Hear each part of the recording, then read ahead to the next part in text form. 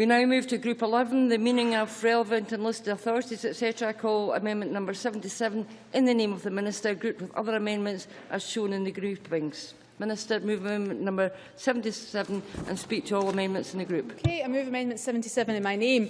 Amendments 77 and 86 specify that the Commissioner for Children and Young People in Scotland and post-16 education bodies are not relevant authorities for the purposes of Section 29 in relation to directions on the named person functions and Section 40 in relation to directions on child's plan functions.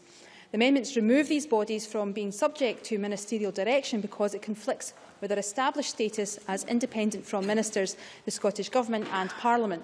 Conceivably, bodies to be added to Schedules 2 and 2A in the future may have similar concerns about their independent status and being subject to ministerial direction, and so the changes proposed by Amendments 77 and 86 allow the duty to comply with ministerial directions to be disapplied in relation to these bodies, should it be appropriate. Amendments 90 and 91 provide that these order-making powers should be subject to affirmative action. Procedure. Sorry, Presiding Officer. Sorry, I thought you were querying something. Okay, apologies. Amendments 78, 79, 80, 81, 82 and 84 are minor technical amendments which are made in consequence of Amendments 77 and 86. Amendment 87 is a minor technical amendment to Section 51 to provide that the definition of corporate parents of the purposes of Part 7 is made subject to subsection 3A as well as subsection 3. This is made in consequence of subsection 3A being added at stage 2 to provide that the Children's Commissioner and post-16 education bodies are not corporate parents for the purposes of section 58 of the bill, thereby exempting them from the powers of ministerial direction as set out in that section. These bodies are, however, corporate parents for all purposes in Part 7. Amendments 198, 199 and 200 would have the effect of removing the Children's Commissioner from Schedules 2, 2A and 3 respectively, effectively removing the requirement for him to provide information and assistance in respect of the named person and child's plan functions and to take on corporate parenting responsibility. Amendments 77A, 86A and 176 seek to remove the references to the Children's Commissioner in the provisions about directions in Parts 4, 5 and 7 in consequence of Amendments 198, 199 and 200. We don't support these amendments in Liam MacArthur's name, and I want to explain why. We introduced an amendment at stage 2 to remove the requirement that the Children's Commissioner and his officers must comply with ministerial directions relating to Part 7 corporate parenting responsibility on the grounds that it conflicted with their established independence from ministers and the Parliament. We have, for similar reasons, introduced Stage 3 amendments to disapply ministerial direction-making power in respect of the Children's Commissioner in Parts 4 and 5. However, to remove the Children's Commissioner from Schedules 2, 2A, 3 completely would go too far.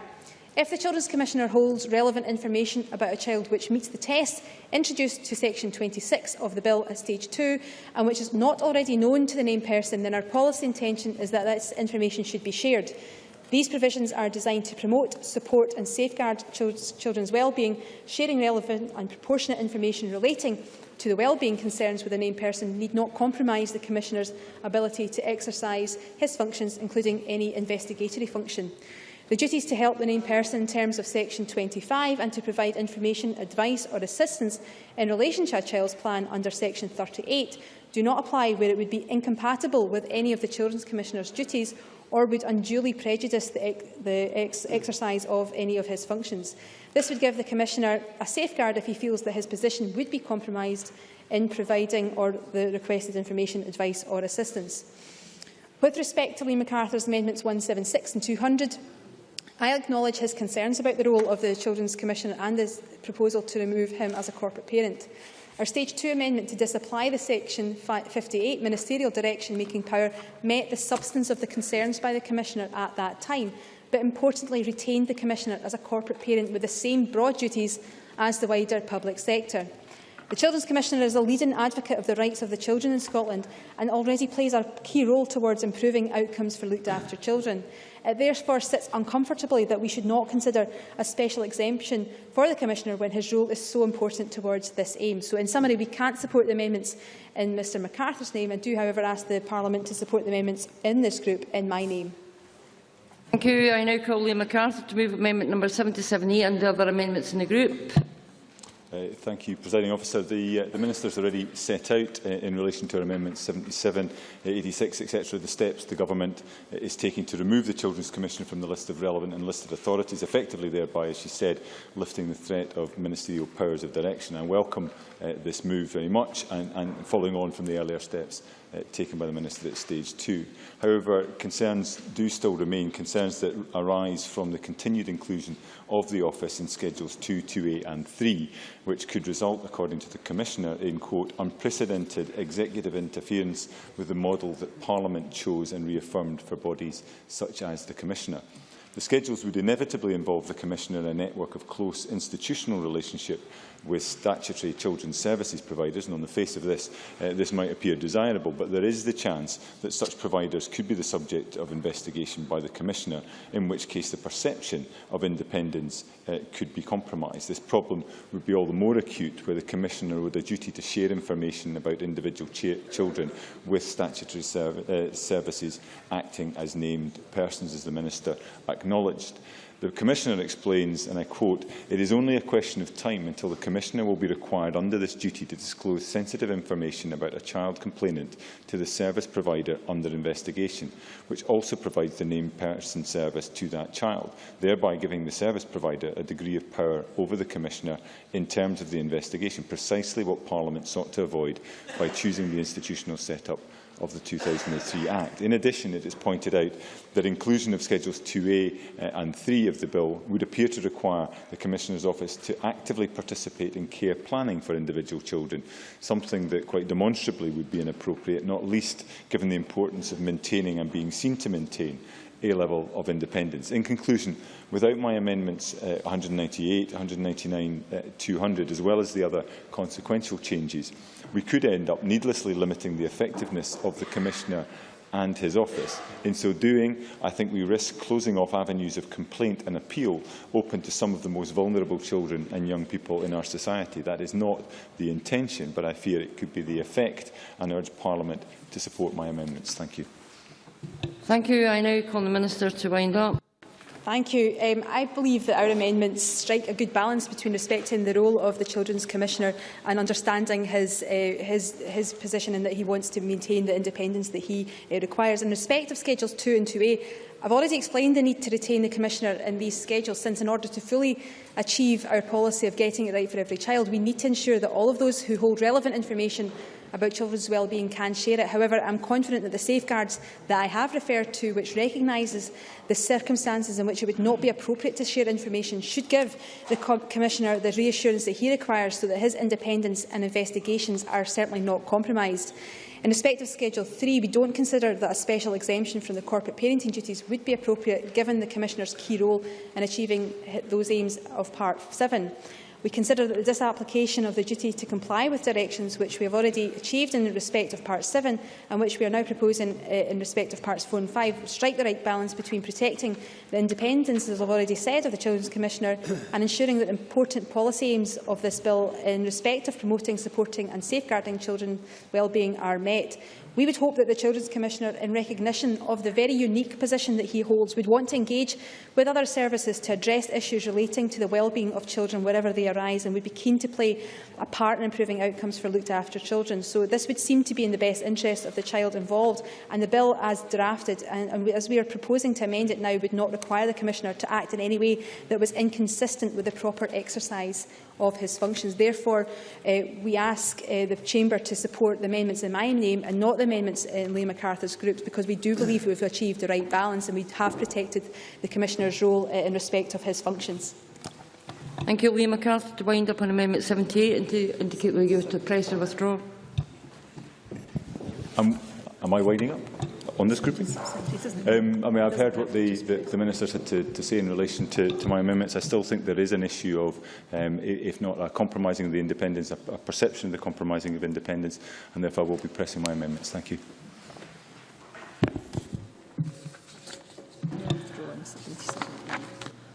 I'm sorry, Ms MacArthur, could you confirm whether you're withdrawing or pressing? I'm pressing. Thank you. The question is that amendment number 77A be agreed to. Are we all agreed? We are not agreed. Members should cast their votes now.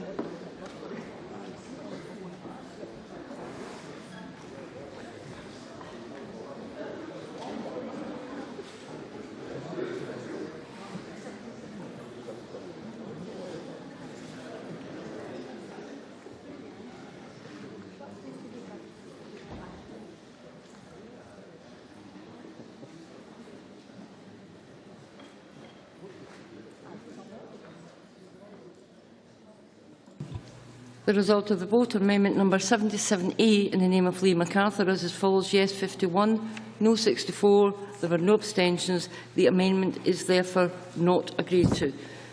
The next question is that amendment number 77 be agreed to. Are we all agreed? Are we all agreed? We are all agreed. We now come to another sequence of amendments that Liz Smith has indicated that she does not intend to move. So again, I will read them one by one. Amendment number 40. Amendment number 40. It's not been moved. Amendment number 41. Not moved. Amendment number 42. Not moved. Amendment number 43. Not moved. I now call amendment number 78 in the name of the Minister, which has already been debated with amendment number 77. Minister, to move formally. Moved. The question is that amendment number 78 be agreed to. Are we all agreed? And now the final sequence of amendments that Liz Smith has previously indicated she does not intend to move. Amendment number 44. Not moved. Amendment number 45. Not moved. Amendment number 46. Not moved. Amendment number 47. Not moved. And amendment number 48 not moved. I now call amendment number 79 in the name of the Minister, which has already been debated with amendment number 77. Minister, to move formally. Moved. The question is, amendment number 79 be agreed to. Are we all agreed? We are agreed. I'll call amendment number 80 in the name of the Minister, which has already been debated with amendment number 77. Minister, to move formally. Moved. The question is that amendment number 8 to be agreed to. Are we all agreed? We are agreed. Call amendment number 171 in the name of Liam MacArthur, already debated with amendment number 165. Mr MacArthur, move or not move? Not moved. Not moved. I now call amendments number 81 to 85 and 82, all in the name... 102. Sorry, I'll repeat that. I call amendments 81 to 85 and 102, all in the name of the Minister and all previously debated. I invite the Minister to move amendments number 81 to 85 and 102 en bloc. If any member objects to a single question being put on amendments 81 to 85 and 102, can you make it known now? No member objects. The question is that amendments number 81 to 85 and 102 are agreed to. Are we all agreed? We are all agreed. I now call amendment number 86 in the name of the Minister, which has already been debated with amendment number 77. Minister, to move formally. Moved.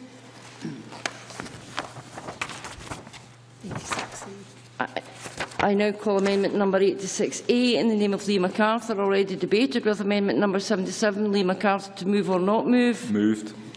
It has been moved. The question is that amendment number 86A be agreed to. Are we all agreed? We are not agreed. Members should cast their votes now.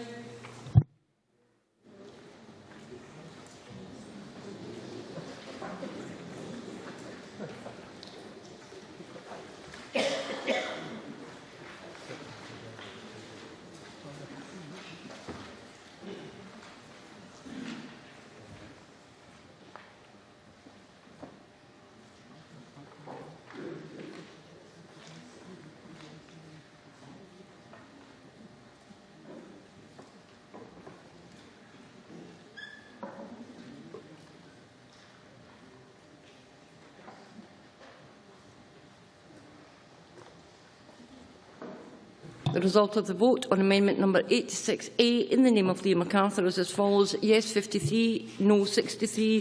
There were no abstentions. The amendment is therefore not agreed to. The next question is that amendment number 86 be agreed to. Are we all agreed? We are agreed. We now move to Group 12, which is provision of early learning and childcare. Point of order, Kezia Dugdale. Thank you very much, President Officer. I raise a point of order under 9.3.2 and do so as this is the first aspect of the bill which involves capital costs. Can I ask you, President Officer, to look again at 9.3.2, first raised by the distinguished convener of the Finance Committee, and can I draw your attention to his letter to the Minister earlier today? The committee is very concerned that a best estimate has not been provided for the capital costs as required by Rule 9.3.2 of the Parliament's Standing Orders. Furthermore, Presiding Officer, can I draw your attention to the financial memorandum of the bill, in particular page 5, paragraph 13, which states very clearly under the childcare section that capital costs have not been explicitly estimated. It says it is not possible to provide an accurate estimate of the level of infrastructure investment required at this stage. Further work will be required to explore the need for any additional capital funding. Given that we are being asked to essentially sign a blank cheque this afternoon, can I ask whether there is scope within standing orders to suspend business until the Government are able to offer an explanation and indeed an apology? To proceed without an explanation, we believe, is discourteous to Parliament and impacts on our duties as parliamentarians to scrutinise and vote on what is before us. I thank you, Ms Dugdale, and I thank you for giving me prior notice of the point of order. As was said earlier today, when a very similar point of order was raised, under Rule 9.12, a financial resolution was passed by this Parliament at stage 1 of the bill. A supplementary financial memorandum was lodged as required by Rule 9.78b. As a result of that, amendments were agreed to at stage 2. I am also aware that the Finance Committee and the distinguished convener took advice on the financial memorandum this morning, and that in the light of this scrutiny, the convener has written to the Minister raising concerns about the information in the supplementary financial memorandum. The convener has also invited the Minister to give further evidence to the committee. As was said this morning by the Deputy Presiding Officer, the standing orders make it clear that a financial memorandum must be passed as it has been done. A supplementary memorandum has been set forward in relation to the amendments. I understand the point that the member makes, and it is of course open to any member to write to the Standing Orders and Procedures Committee to ask whether this is something that may be looked at in the future, but for the moment a financial resolution has been passed and it meets with the standing orders of this Parliament. I now call amendment number 51 in the name of Liz Smith, grouped with other amendments as shown in the groupings. Liz Smith to move amendment number 51 and speak to all amendments in the group. Thank you, Presiding Officer. I wonder if I could, just before moving this amendment, just seek clarification as to whether you're indicating that there will be further evidence to be taken prior to us voting on these amendments. This is entirely a matter for the committee and the Minister. Liz Smith. When it comes to the question of nursery provision, Presiding Officer, I brought forward amendments designed to end the practice of birthday discrimination in our nurseries, which sees children born between September the 1st and the 29th of February receive significantly less provision than those born at other times in the year. And that was acknowledged by Angela Constance when she responded to a question from Malcolm Chisholm this afternoon. I think it was question 13 in education session. This anomaly derives from the Scottish Government's practice of funding nursery provision from the term after a child turns 3, and this, as Reform Scotland has shown, means that nursery provision can vary by up to 317 hours or by more than £1,000 within the cost of nursery partnership provision. A child born between 1st of March and the 31st of August is entitled to the 2 full years nursery provision before beginning school, but a child born between the 1st of September and the 31st of December will only get 18 months provision, and a child born between the 1st of January and the 28th of February receives just 15 months. Self-evidently, this situation is grossly unfair, and Amendments 51 to 54 would rectify this by introducing a fixed start point for all children, as is common practice with primary schools. This would end the present shortcoming and would place nursery provision on an equal basis. Both the Liberal Democrats and Labour supported the plans at stage 2, but for some reason SNP members seem intent on blocking this measure, despite their commitment to what they describe as transformational policies to support young children. At stage 2, Colin Beattie spoke of 30,000 additional 2-year-olds entering the system. That is wrong. Amendments 51 to 54 would not extend childcare to new groups. Instead, they would ensure equality of access across the board by accelerating the uptake. And of course, this will incur a cost. We're very well aware of that, but that's something that the Conservatives have not shied away from. But we would much prefer to see this policy in place rather than the universal free school meals policy, for example. Furthermore, at stage 2, the Minister argued that the amendments were unnecessary because the commencement dates can be set via secondary legislation. She did not, however, make any commitment to make this change. Indeed, the SNP has said on the record that it does not have any plans to make these changes, so that is why Amendments 51 to 54 are necessary. The status quo is simply unacceptable. Presiding Officer, in removing an unwelcome anomaly from nursery system, Amendments 51 to 54 would place all children on that equal footing. I think that's an entirely reasonable suggestion, and I hope the Scottish Government will accept these amendments. So I move Amendment 51 in my name. Many thanks. I now ask the Minister to speak to Amendment 103 and the other amendments in the group, please. Thank you very much, Presiding Officer. Amendments 51, 52 and 53 would, through moving to a system of all children receiving 2 years of funded early learning and childcare, result in significant numbers of children taking up their entitlements, some from the age of 2.5. Amendment 54 would make the order-making power in Amendment 51 subject to the affirmative parliamentary procedure. While we accept the need for building on the provisions within the bill, the priority at this stage must be to build additional hours and flexibility into our high-quality universal provision, increasing the entitlement to around 16 hours a week, and, as we expand, to focus on our more vulnerable 2-year-olds. We have demonstrated our commitment to do this through the additional 2-year-olds announced by the First Minister on the 7th of January.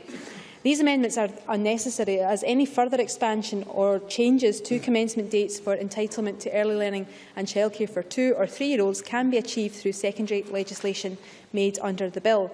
In terms of the start dates for 3-year-olds taking up the funded entitlement, local authorities can and do deliver provision beyond the minimum number of hours and minimum eligible children. A number of local authorities, therefore, already start children from their 3rd birthday or the month after their 3rd birthday, where they have the capacity to do so. The youngest children, those born in January or February, who may get less provision when they are 3, will continue to be entitled to an additional year after they are 4, where parents wish. In addition, increasing entitlements to 2-year-olds will result in a significant decrease in the numbers of children who will be impacted by the issue of 3rd birthday start dates. We share the ambitions within Amendments 172, 173 and 174 to deliver early learning and childcare to significantly more 2-year-olds in greater need. We know that children from more disadvantaged backgrounds benefit most from high-quality early learning and childcare. And we were absolutely delighted when the First Minister announced on the 7th of January that we will increase the entitlement to those 2-year-olds set out in Amendments 172, 173 and 174 from August 2015. I'm pleased that Neil Bibby agrees with our timescales, but we do not need amendments to the bill to do this. I've said that this bill is a starting point and that we will continue to expand entitlement through secondary legislation where it is affordable. We've demonstrated our commitment to this approach by allocating consequential funding that was confirmed to us in December last year. Amendments 115A and 197 also seek to ensure that those 2-year-olds who would be eligible by virtue of free school lunches criteria, whom Neil Bibby wanted added in the face of the bill, are commenced separately or in or by August 2015. Amendments 172, 173, 174, 115A and 197 are all unnecessary, as we have made clear our commitment to commence children by virtue of free school lunch criteria through secondary legislation for implementation from August next year. These amendments overcomplicate the issue by introducing additional children and dates onto the face of the bill. There are clear advantages to defining children through secondary legislation, as we always wanted and always set out to do, especially through affirmative procedure agreed at stage 2, affording an appropriate level of parliamentary scrutiny and discussion, indeed more discussion than would be possible through an amendment at stage 2 or 3. The purpose of Amendments 103, 105 and 114 is to make sure that arrangements for stopping early learning and childcare in relation to starting school are the same for all children. Currently, children whose 5th birthdays are in September to December and so are not quite 5 in August when they are eligible to start school can be deferred for a year by their parents, so they are over 5 when they start school. However, they are not automatically entitled to an additional year of early learning and childcare. Children whose birthdays are in January and February and would only be around 4.5 if they started school the August before when first eligible can be deferred by their parents for a year, so they are over 5 when they start school, and they are also entitled to an additional year of early learning and childcare. These starting and stopping arrangements are all set out in secondary legislation, and this will be replaced by new secondary legislation enabled by the bill at section 43 2C2. The children who are defined on the face of the bill, 2-year-olds who are looked after under a kinship care order or have a parent-appointed guardian, have their start dates set out on the face of the bill. They are not, however, currently covered by secondary legislation enabled by the bill at 43(2)(c)(2) and therefore have no stopping dates.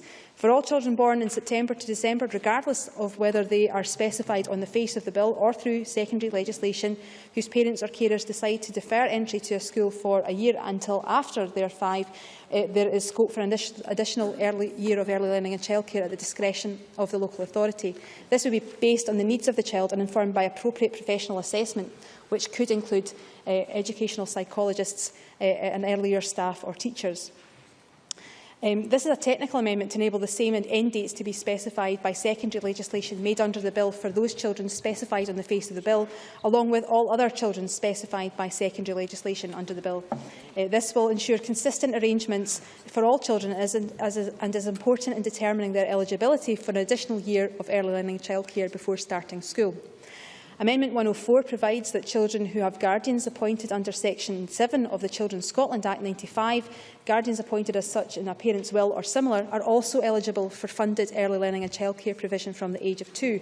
This is to bring them in line with children who have guardians appointed by the court under Section 11 of the 95 Act. Those children were deemed at Stage 2 to be subject to a kinship care order and therefore eligible for funded early learning and childcare from the age of 2. This amendment will ensure that those 2-year-old children who have a guardian, no matter how that guardian became appointed, will be eligible for funded early learning and childcare. Now, the purpose of Amendment 115 is to commence non-substantive provisions in Sections 43(2) through to 43(4) of the Bill, which defines the children eligible for early learning and childcare provision, and commences the power to make secondary legislation to describe further eligible children, including when their entitlement starts and stops. We've worked closely with our key delivery partners on our policy intentions as regards defining eligible children, and we have used the opportunity of consequential funding confirmed in December to announce further eligible children to be defined through secondary legislation. And I'm pleased that my amendment recommended by the Delegate Powers and Law Reform Committee to make this order-making power subject to affirmative procedure was agreed, allowing greater parliamentary scrutiny. It is essential that we set out who these eligible preschool children are at the earliest opportunity to enable local authorities to plan and work towards implementation. I know that we share the same ambitions with local authorities and key stakeholders to contribute to Scotland's social and economic development, improve attainment, support parents to find or sustain employment, and first and foremost see our young children happy and benefiting from early learning and childcare. And I'm grateful to local authorities and all our delivery partners for the tremendous amount of work underway in planning and preparing for the delivery of early learning and childcare provisions. And I want to continue with the pace and engagement on those aspects of provision which are subject to secondary legislation. This bill signals the first step in our ambition to transform childcare and to do more for children in their earliest years. We have set out our ambitions in the White Paper to do even more and help families more ably balance work and life. Therefore, I ask the Parliament to support the amendments in my name and that we don't support the amendments in Liz Smith and Neil Bibby's amendments in this group. Thank you. I now call Neil Bibby to speak to Amendment 172 and to other amendments in the group. Thank you, Presiding Officer. I welcome the opportunity to speak to my amendments 172, 173, 174, 115A and 197, which are quite simple. They put the Scottish Government's recent commitments on early learning and childcare for 2-year-olds on the face of the bill and are supported by Children in Scotland, Save the Children and many other organisations. We all know the importance of providing quality childcare. It helps a child's learning and development, helps put money in the pockets of families, targeted at the poorest, it helps to reduce child poverty, and it's good for the economy generally.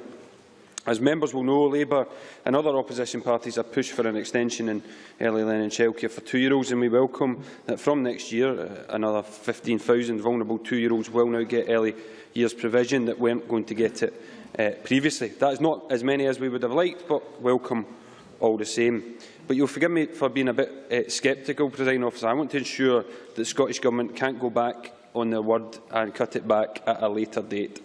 Why would they do that, you may ask? Well, let's not forget Fiona Hislop and the SNP government cutting back nursery for vulnerable 2-year-olds when they first came to power in 2007. So they do have form on this issue. That's why I want to see it on the face of the bill.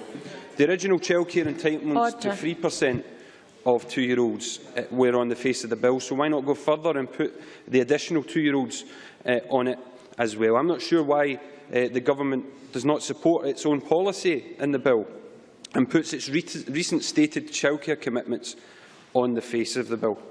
If the Minister refuses, would she therefore confirm that, as it stands, other than looked after 2-year-olds, there will be no commitment to childcare on the face of the bill.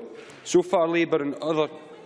Yes, certainly. Minister. From the very start that we would subsequently extend and expand childcare through secondary legislation. That has been made clear from the very start in this bill process. Neil Bibby. Well, as I said earlier, I have concern because this is from the government that cut back nursery provision for 2-year-olds when they first came to power. So far, Labour and other opposition parties have put forward dozens of amendments to this bill, and unfortunately, not one of them, I believe, has been supported by a single SNP member or the Scottish Government. I would therefore be quite surprised that the SNP Government are therefore not supporting their own childcare policy to be on the face of the bill which I am proposing today. Perhaps that shouldn't be surprising, as at stage 2, the SNP members of the Education Committee also voted against their own childcare policy in the White Paper of 600 hours of early learning in childcare for half of Scotland's 2-year-olds. We said this bill was unambitious on childcare, and it still is, even in spite of the partial U-turn we saw last month from the SNP Government. As of September this year, 40% of 2-year-olds in England will get nursery provision. Only 15% of 2-year-olds in Scotland will, and even when it goes up to 27%, the SNP Government will still be lagging behind England. The SNP keeps saying they need independence for childcare, despite having done next to nothing over the past 7 years. Labour has supported, does support and will continue to support more childcare under devolution. The SNP could go further now on childcare, but have chosen not to this year and every other year they've been in power. This bill really is a missed opportunity. This is the childcare bill with next to no childcare commitments written in it. The least the SNP Government could do is put their recent stated commitments on the face of the bill. Thank you. I have several members who wish to speak. I call Christian Allard to be followed by Liam MacArthur. Thank you, Presiding Officer. I would like to speak in support of the amendments put forward by the Minister for Children and Young People.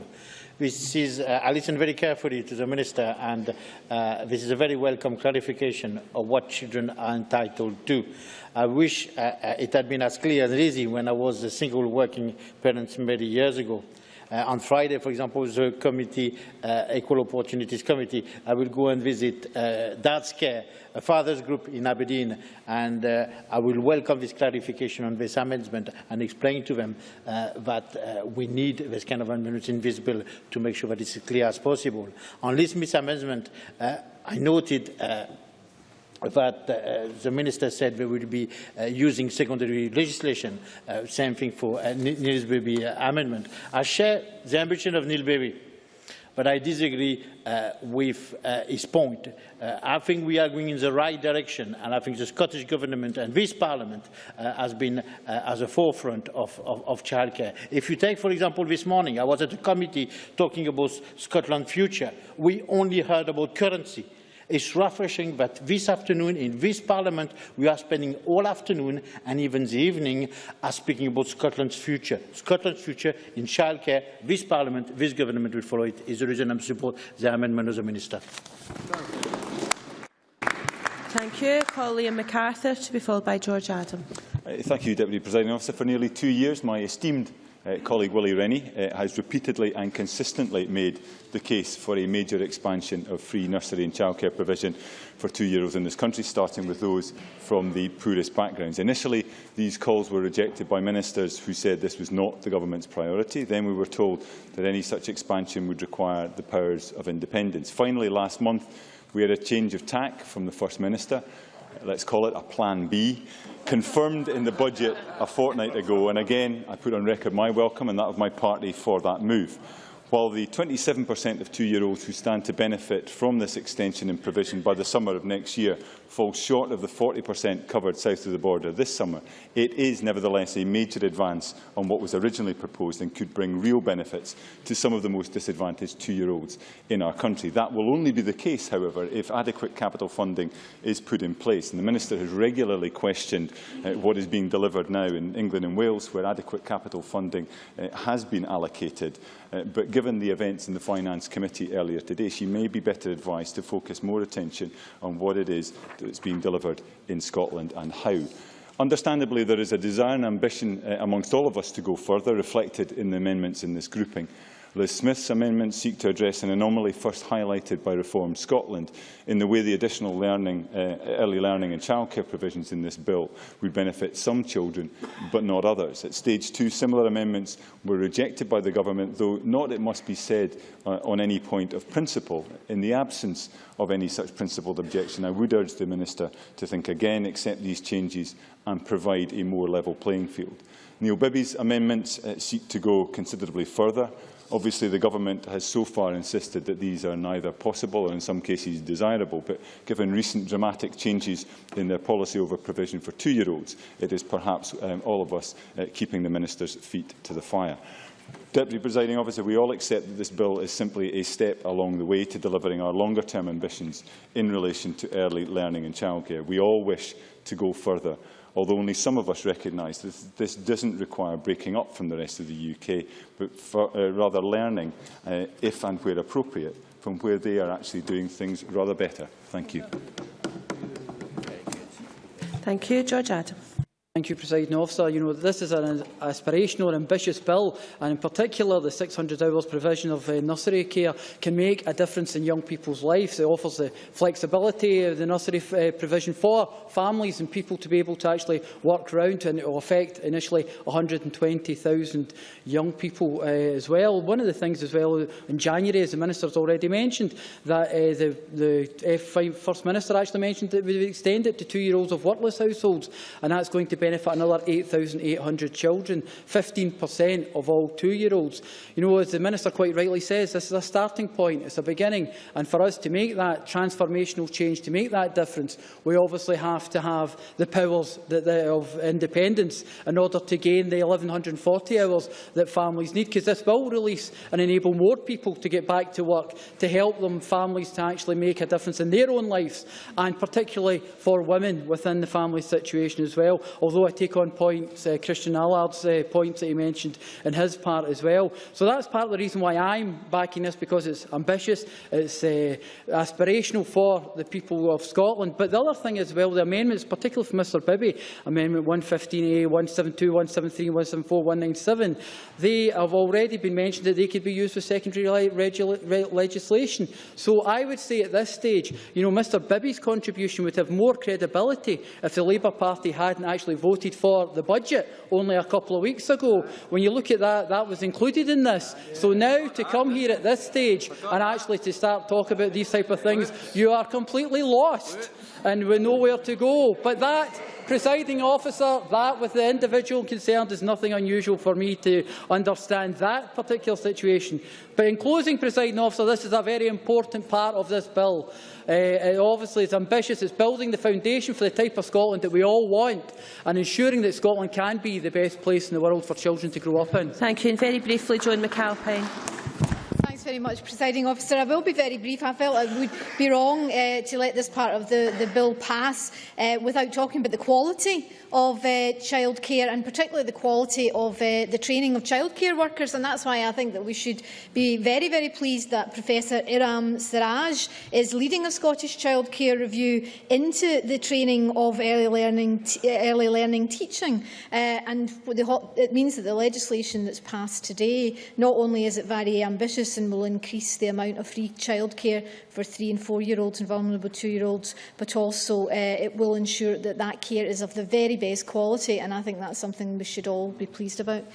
Thank you very much. Now I ask Liz Smith to wind up and indicate if you intend to press or withdraw. Thank you, Deputy Presiding Officer. Can I just add the Conservatives' very strong support to the improvements in childcare.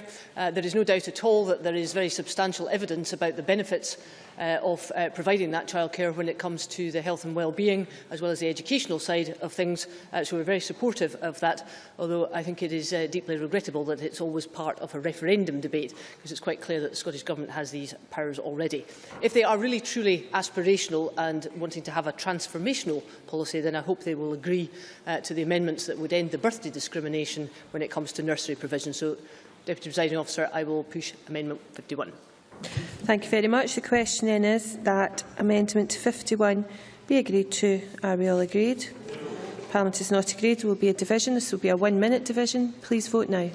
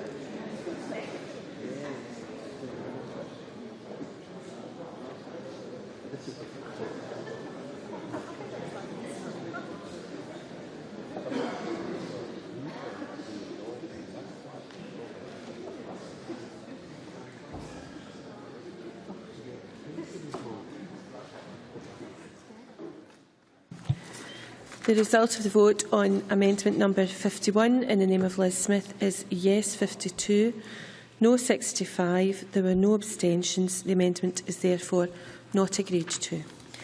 I now call amendment 103 in the name of the Minister, and that has already been debated with amendment 51, and I ask the Minister to move formally. Moved. Thank you. The question then is that amendment 103 be agreed to. Are we all agreed? We are. I call amendment 172 in the name of Neil Bibby, already debated with amendment 51, and I ask Neil Bibby to move or not move. Move. The member has moved. Therefore, the question is that amendment 172 be agreed to. Are we all agreed? Parliament is not agreed. There will be a division. This will be a 30-second division. Please vote now.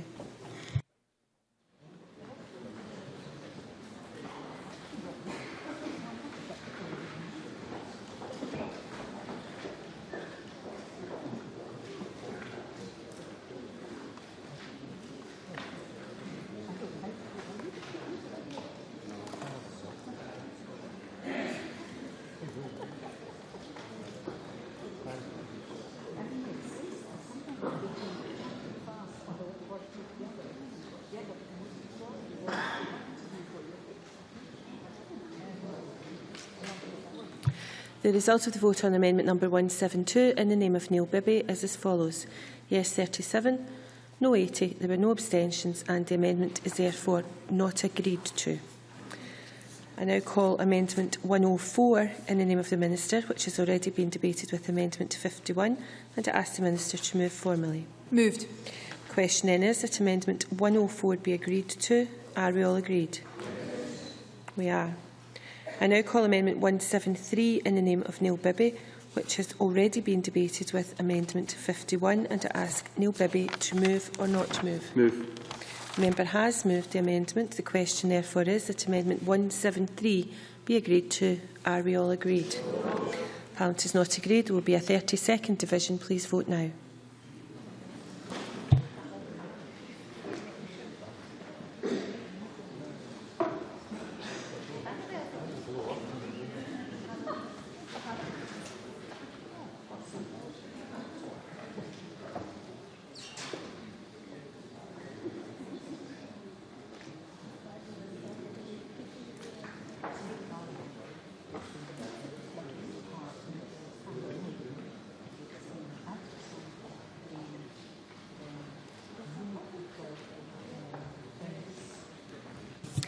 The result of the vote on amendment number 173 in the name of Neil Bibby is yes 36, no 79. There were no abstentions. The amendment is therefore not agreed to. And I now call amendment 105 in the name of the Minister, which has already been debated with amendment 51, and I ask the Minister to move formally. Moved. Thank you. The question is then that amendment 105 be agreed to. Are we all agreed? We are agreed. I now call amendment 174 in the name of Neil Bibby, which has already been debated with amendment 51, and I ask Neil Bibby to move or not to move. Move. The member has moved. Therefore, the question is that amendment 174 be agreed to. Are we all agreed? Parliament is not agreed. There will be a 30-second division. Please vote now.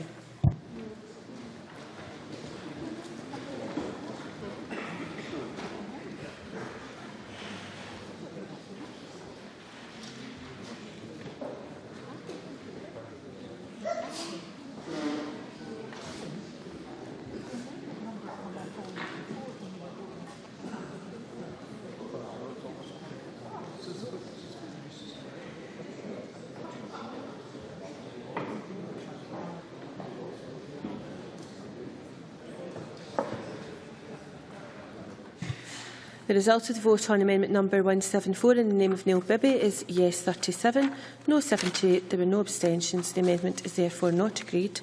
I now call amendment 52 in the name of Liz Smith, which has already been debated with amendment 51, and I ask Liz Smith to move or not to move. Not moved. Amendment is not moved. I therefore call Amendment 53 in the name of Liz Smith, already debated with Amendment 51, and I ask Liz Smith to move or not move. Not moved. Amendment has not been moved. That therefore brings us to Group 13, which is duty to provide a mandatory amount of out-of-school care, and I call Amendment 175 in the name of Neil Bibby in a group on its own, and I ask Neil Bibby to move and speak to Amendment 175, please. Thank you, Presiding Officer. I've spoken already this afternoon about some areas of the bill that need strengthening, but Amendment 175, which I'm happy to speak to and move, seeks to address an area that was initially absent altogether from the face of the bill. Improving access, availability and affordability of out-of-school childcare is crucial in developing a model that supports children and helps parents. My Labour colleagues and I have consistently raised this issue in the Chamber and in the Education Committee. 175, I believe, is an important amendment because it seeks to address this by enabling ministers to specify a minimum amount of out-of-school care when resources allow, similar to the bill's current provision for preschool. We all know that councils are suffering significantly as a result of budget cuts. While they want to improve childcare, they need the funds to do that, and there is an increasing concern that out-of-school care and holiday care are vulnerable to those budget pressures.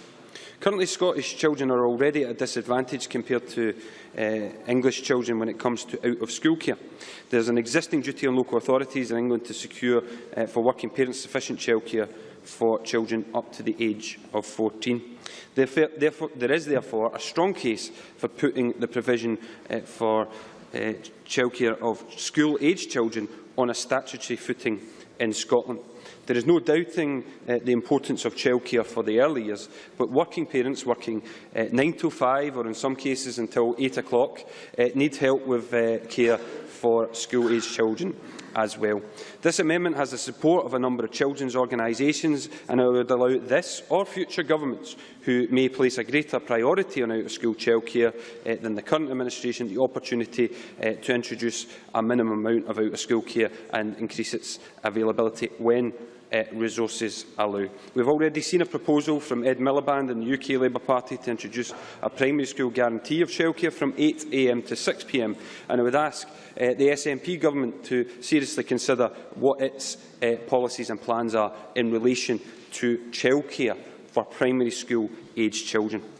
Finally, Presiding Officer, Claire Adamson's amendment at stage 2, I'm just closing, Claire Adamson's amendment at stage 2 was welcome in that at least ensure the bill finally mentions out-of-school care, but what it doesn't do is provide anything particularly new, and I suspect that local authorities already plan and consult alongside parents. It does not change the fact that although the bill may at least now mention out-of-school care, it will do very little to improve it. That is why I would urge members to support Amendment 175 and ensure that the bill has sufficient ambition to allow us to improve out-of-school care for families across Scotland and ensure the bill is not regarded as a missed opportunity.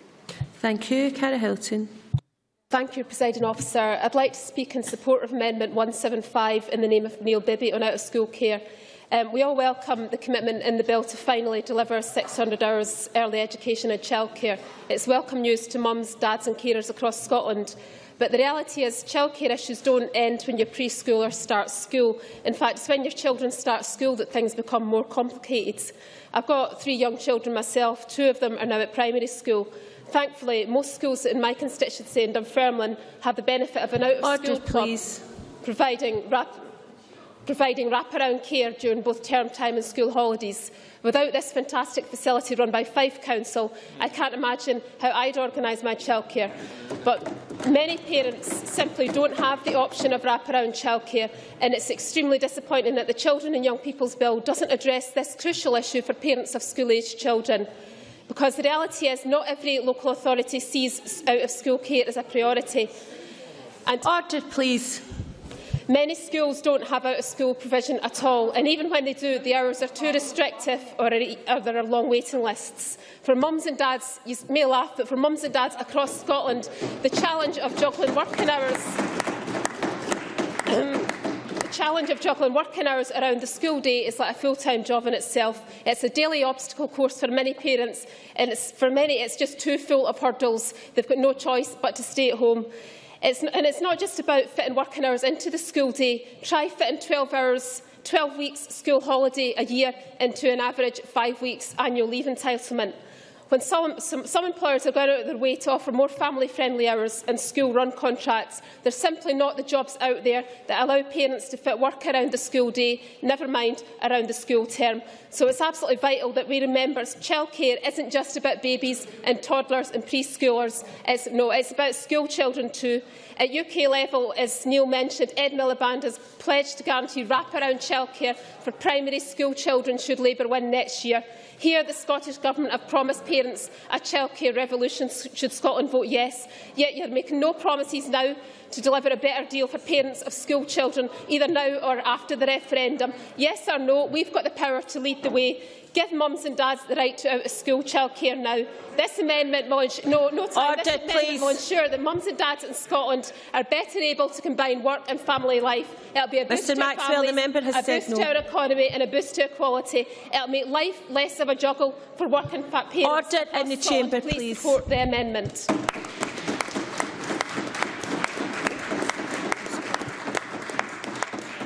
Briefly, Bruce Crawford.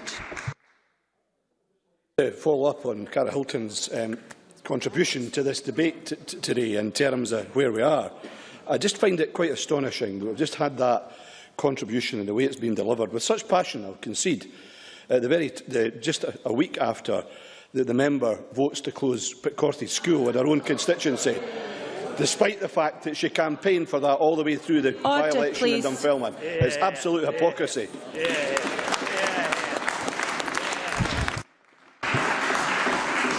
Minister. Order, please. Order. Ms Hilton, please resume your seat. Ms Hilton, please resume your seat.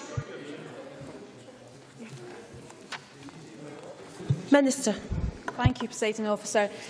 The Scottish Government has consistently indicated that the provisions in the bill are a first but significant step towards developing a system of childcare that meets the needs of all children. Order in the chamber, please. We can't hear the Minister responding to this part of the debate. Minister. This is a first step towards developing a system of childcare that meets the needs of all children, parents and families. Out-of-school care and holiday care is essential to the well-being of our children and support for families to work and provide economic security for their children. The resource implications of introducing statutory requirements for the provision of out-of-school care are hugely significant. The priority at this stage is to build additional hours and flexibility into our high-quality universal early learning and childcare provision, increasing the entitlement to around 16 hours a week and to focus initial expansion on our most vulnerable twos. However, I am aware that the need for high-quality childcare doesn't end when a child hits the age of primary school, and that is why the Government is also driving forward a range of measures to improve our out-of-school care. I announced that our early years task force would look to review our out-of-school care provision and recommend what more could be done. I supported amendments at stage 2 to broaden the requirement of local authorities to consult on their duties and power to deliver and support out-of-school care. This will contribute to those longer-term aims to develop comprehensive systems of early learning and childcare and out-of-school care. It will also enable local authorities to coordinate consultation and planning of all mandatory provision of early learning and childcare alongside non-mandatory provision which local authorities have the powers to deliver or support. This will inform delivery expansion or support for delivery of out-of-school care by local authorities. And we have also provided funding to and regularly engage with key organisations who can support or deliver out-of-school care, most particularly Scotland's Scottish Out-of-School Care Network and the Scottish Childminding Association. The range of actions I have outlined which the Scottish Government are driving forward now to increase and improve early learning and childcare, the steps which we are taking in relation to out-of-school care and the need to prioritise resources to make the biggest impacts. We are taking action now to make sure that we can do our best to support families. And regarding whether or not we need independence for our transformational aim of childcare, we have no access to the increased revenues that will be generated by enabling more parents to get back into work. We don't get that tax increase. If we were to emulate what they do in Sweden, that would generate £700 million worth of revenue that we could then reinvest back into childcare. We can't do that because we have one arm tied behind our back. That's why we need independence, and that's why our aspirations are set out in the white paper. Order. Mr McIntosh, a point of order. Could I have Mr McIntosh, could you move your microphone up? Perhaps we'll hear your point of order. Thank you very much. Can I ask, Presiding Officer, if it is in order, after a member has made one of the most powerful, passionate and eloquent contributions to this debate... Order till I hear this point of order, please. Order. To have another member, particularly a former Minister for Parliamentary Business, make a rebuttal which has nothing to do with the amendment but is a personal and entirely inaccurate attack on that member.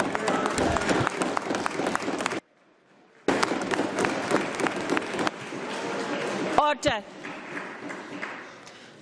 I chose to call Mr Crawford to make a contribution to that point in this debate. He made his contribution. I did not thereafter hear any point of order from Cara Hilton. I cannot call a member back to make any point in the chamber. I therefore ask Ms Hilton to resume her seat at that point. It's not a point of order, Mr McIntosh. It may well be a debating point, but you know it is not a point of order. I now call Neil Bibby to wind up this part of the debate and indicate if you intend to press or withdraw.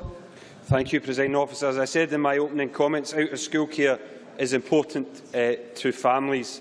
Clearly not that important to Bruce Crawford because he completely neglected to mention it in his contribution. We have consistently said that, and despite its obvious importance, childcare should not just be about the early years. It is regrettable that the White Paper says absolutely nothing about out-of-school childcare, and until very recently the bill said nothing either.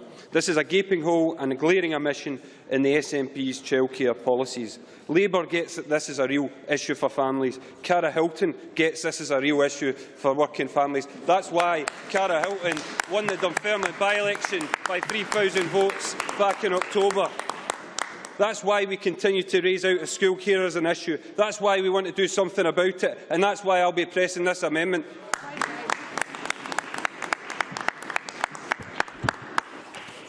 Question is that Amendment 175 be agreed to. Are we all agreed? Yes. Parliament is not agreed. This will be a 1-minute division. Please vote now.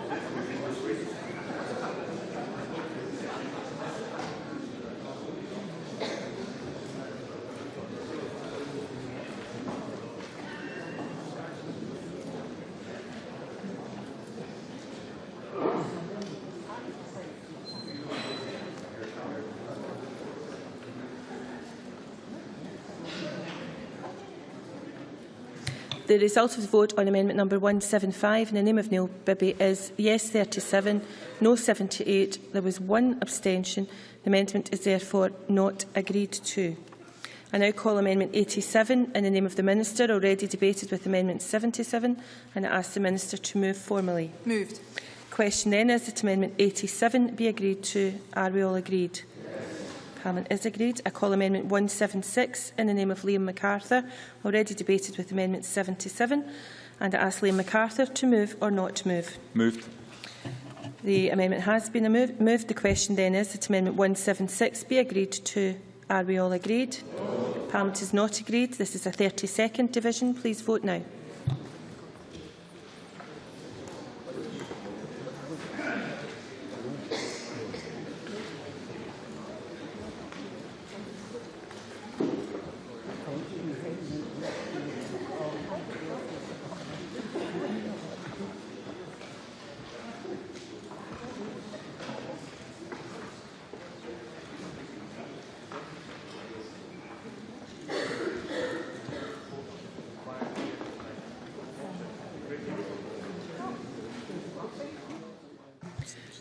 The result of the vote on amendment number 176 in the name of Liam MacArthur is yes 53, no 63. There were no abstentions. The amendment is therefore not agreed to.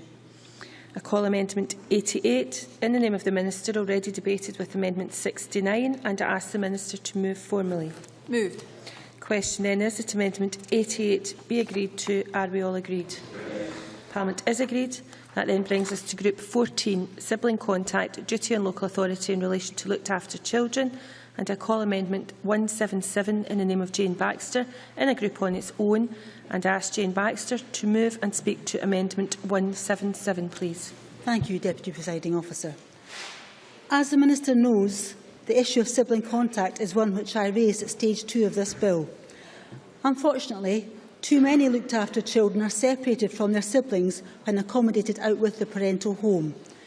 If sibling contact is not prioritised by the local authority, then siblings can lose contact with each other entirely, leading to a loss in a crucial close family relationship. Section 17 of the 1995 Children's Scotland Act already places a duty on local authorities with regard to promoting contact between looked after children and those adults with parental responsibilities.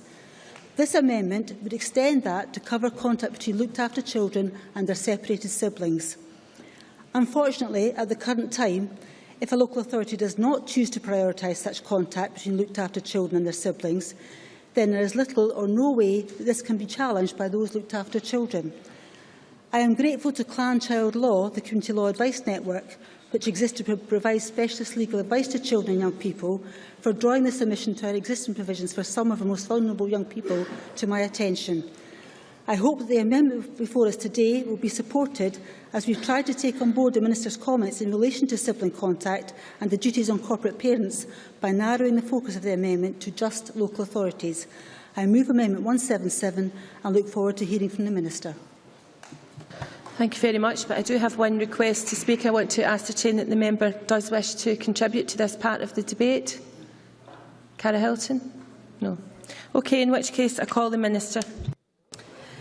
Thank you, Presiding Officer. With respect to Jane Baxter's Amendment 177, I'd really genuinely like to thank her for bringing this important issue to stage 3. And I recognise that promoting and facilitating sibling contact is a good idea in principle, but only where it's in the best interest of the children involved. We need to remember that in scenarios like where we're dealing with the interest of two children, the looked after child and the sibling, this raises two concerns about how this measure could work in practice. Firstly, the amendment seems to focus only on the assumed best interest of the looked after child, and we need to recognise that the sibling may have good reason for not wanting to maintain contact with the looked after child, and it seems wrong in principle to impose a duty to promote contact in circumstances where that contact may not be wanted. Further, where siblings are not resident together, there may be good reason for that, in particular on welfare grounds, and it would seem to contradict such professional decision-making to use the law to force a local authority to facilitate such contact when this might not be in the best interests of one or both children. Secondly, the amendment seems incomplete. For the amendment to work effectively, someone needs to be under an obligation to keep the local authority informed of any changes of address for the sibling, and this will require amending Section 18 of the 95 Act. Nevertheless, absolutely the intention behind this amendment is a laudable one. Looked after children should usually have the opportunity to maintain contact with their siblings, and I suggest that local authorities should be encouraged to facilitate that where the children concerned want it and where it is appropriate. And I'd be very happy to consider how we can further improve our guidance and good practice on what can be done to ensure appropriate and good quality contact between siblings in the interests of all the children that we have in question. Finally, it's important to note that there has been little consultation on this proposal, and many stakeholders would have a view on this, so it would be good to be able to embrace those views from those stakeholders, including the views that have been expressed consistently by Jane Baxter, to make sure that we can have good quality guidance to ensure that we can enable contact between siblings that is beneficial for both the looked after child and the sibling. Thank you. Now call Jane Baxter to wind up and indicate if you wish to press or withdraw. Thank you, Deputy Presiding Officer. I'm disappointed that the Minister has indicated she will not be supporting this amendment and will not be able to pass this today. However, I am grateful to her for taking the time to provide the reasoning behind this difficult decision. So I welcome her comments and hope she will look into the matter further, and I'd urge her to meet with Clan Child Law and other experts in this area to look at ways that sibling contact between looked after children can be secured. So I will not be pressing Amendment 177. Thank you. The member is not pressing. To Does anyone object to the member withdrawing that amendment? No. In which case we move to Group 15, Aftercare and Continuing Care Minor Amendments. And I call Amendment 89 in the name of the Minister, which is grouped with Amendment 178. And I ask the Minister to move Amendment 89 and speak to both amendments in the group, please. Thank you, Presiding Officer. I move Amendment 89 in my name. Amendment 89 is a minor technical amendment to repeal the opening words of Section 32, which are now redundant given the provision to repeal subsection 3 of Section 30 made at Section 63B of the Bill. Amendment 178 has been brought forward in response to a recommendation of the Delegated Powers and Law Reform Committee in the report on the Bill as amended at Stage 2.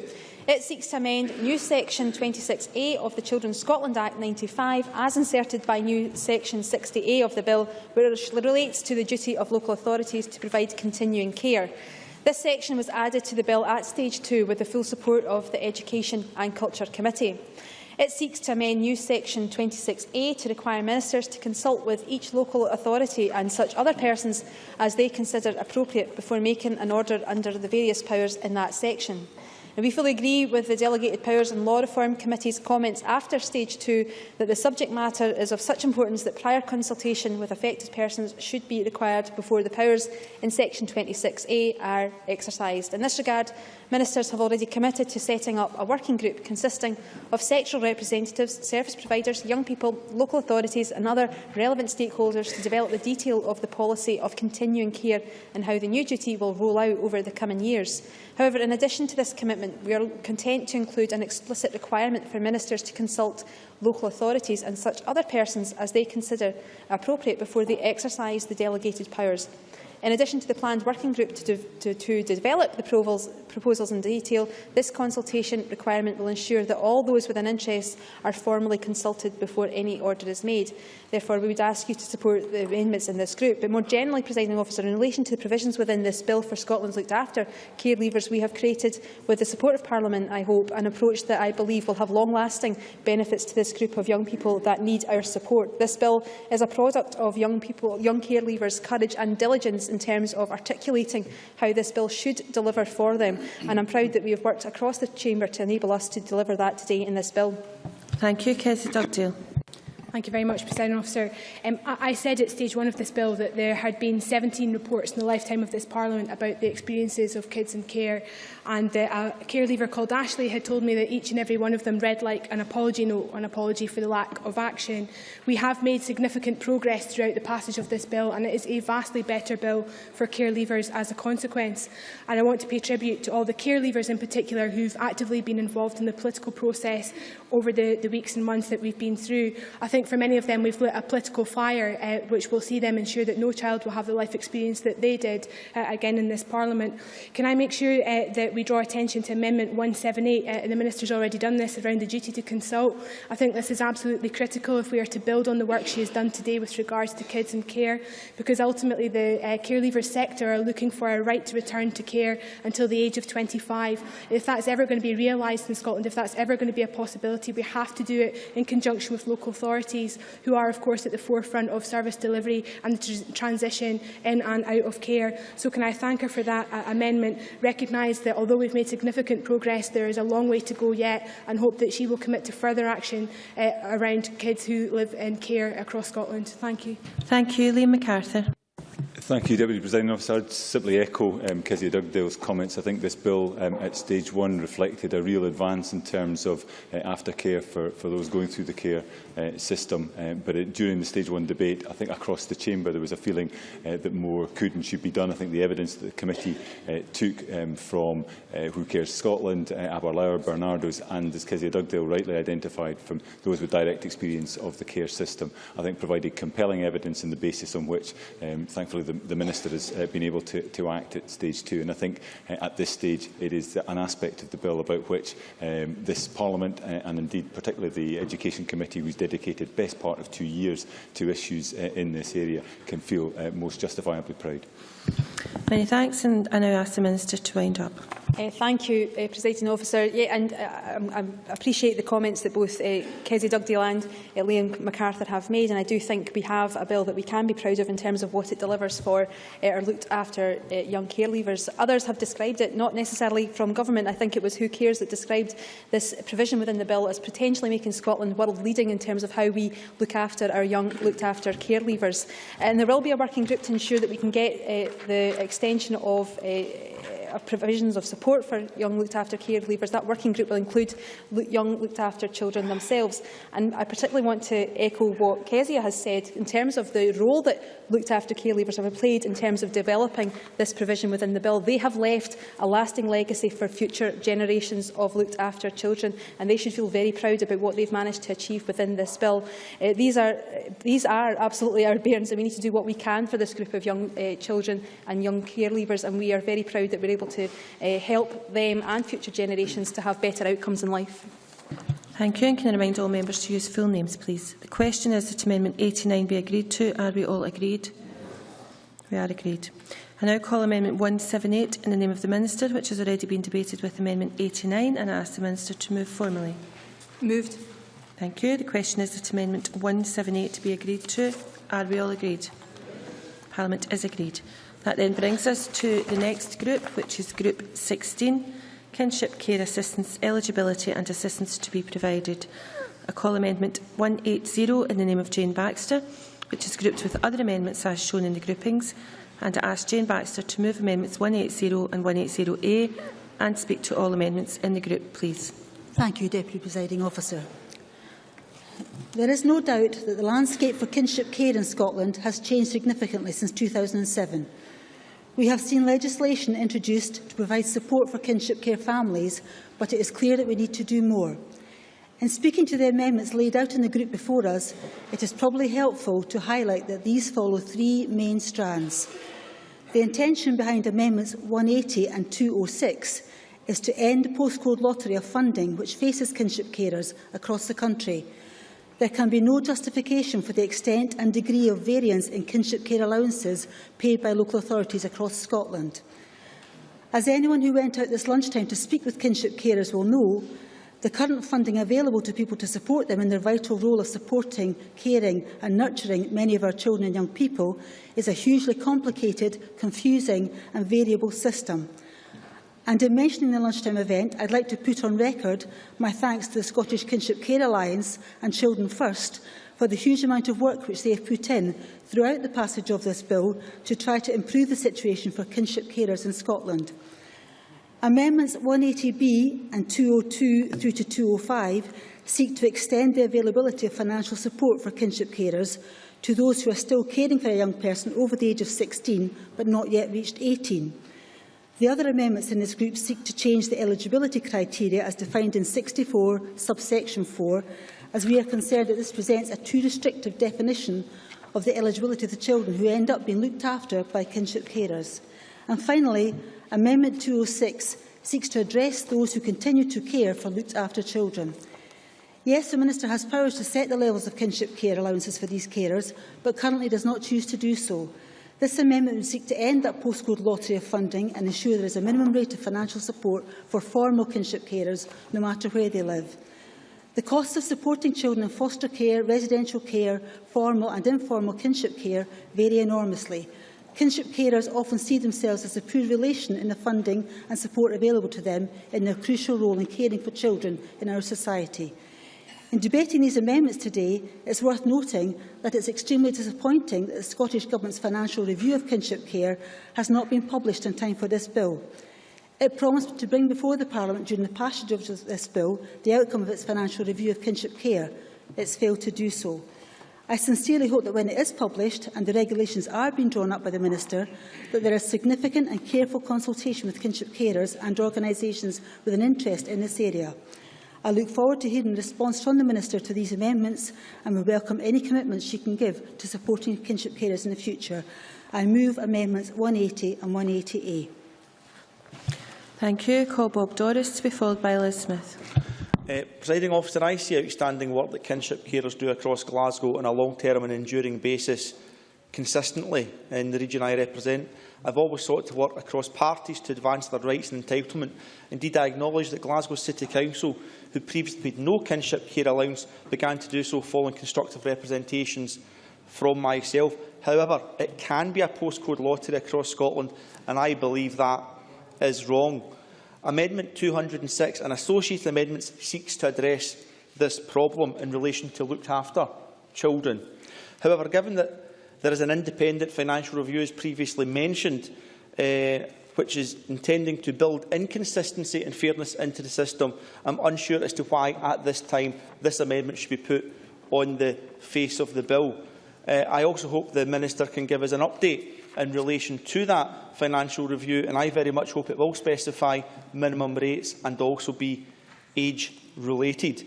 I also want to comment on Amendment 180 and other related amendments there, which seeks to specify minimum payments for those in a kinship care order.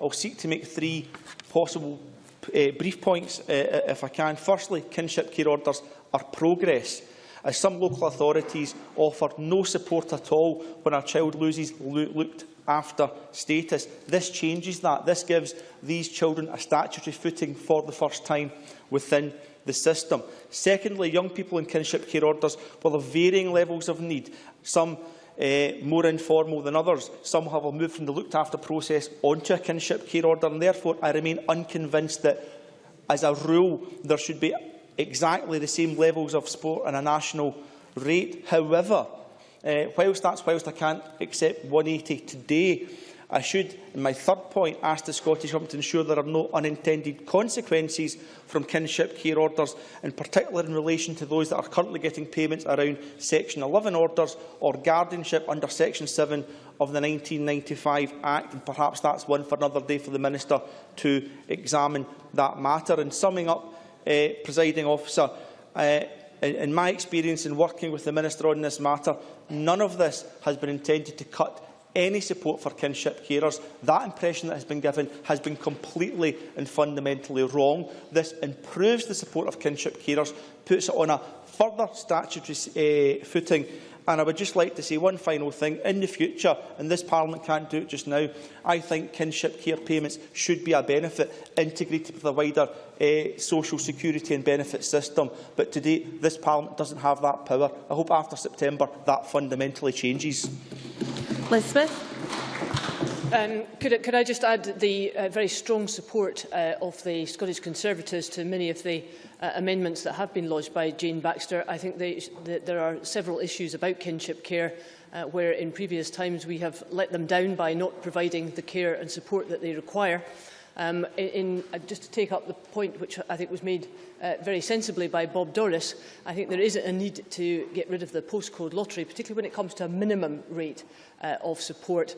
I entirely accept that you don't want to pay everybody absolutely the same, because I think that raises issues about just the effectiveness of that. So, broadly speaking, we will support Jane Baxter's amendment, but not in the section which I think has the question about the eligibility definition, where I think there might be some unintended consequences of that. Thank you.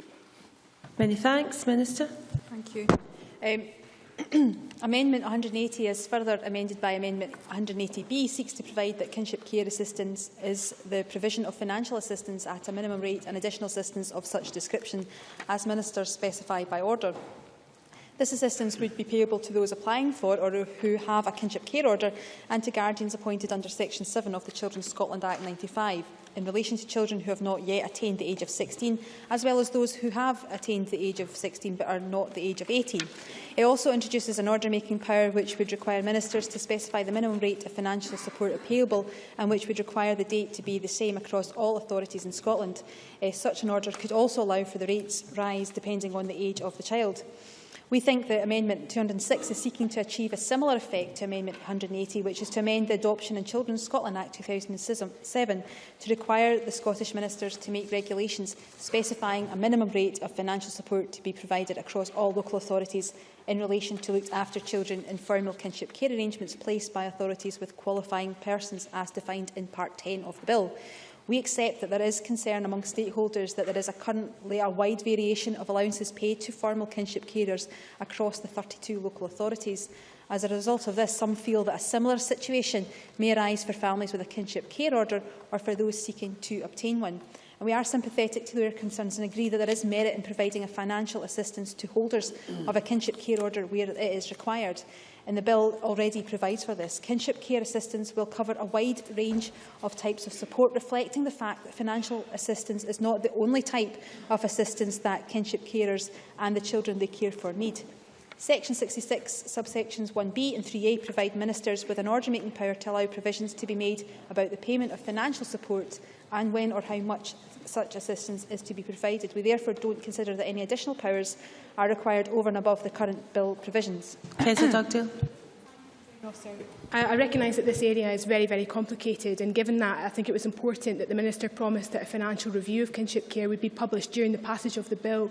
That hasn't happened. Can you explain why you haven't kept your own promise and published that during this process? The reason we have the financial review is because we absolutely understand and have sympathy with the concerns that have been expressed to us around the 32 different varieties of kinship care financial assistance packages that kinship carers get, and that's why we have the review. And it is a complex and very time-consuming piece of work, and its complexity is added to by the interaction with benefits. And we are currently reviewing the support available to both formal and informal kinship carers with a view to reducing those inconsistencies and improving fairness across Scotland, and will ensure Parliament is made aware of its publication.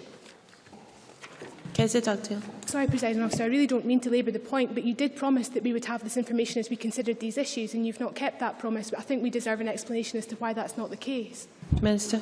I've explained that we intend to publish the kinship care review, the financial review, because we're absolutely determined to make sure that the inconsistencies expressed by kinship carers is not felt, and we can properly and adequately deal with it. And I've explained the complexities of that, and that we would want to make sure that we get this absolutely right. And I think it's in the best interest of kinship carers that we get this absolutely right indeed. Now, going on to amendments 180A, 180B, 181, 82, 83, 84, 85, 86, 87 and 90, they all seek to ensure that kinship care assistance should be provided to qualifying persons in relation to all children and not just those who are eligible in terms of the test currently provided for in section 64.4. However, the circumstances of those children who are looked after by kinship carers and guardians will vary widely, and we believe that kinship care assistance should only be targeted at and available for those children in informal kinship care arrangements who are at risk of becoming looked after if kinship care assistance is not provided by the local authority. The remaining amendments seek to extend the requirement on local authorities to provide kinship care assistance to qualifying persons in relation to children who have attained the age of 16 but not the age of 18.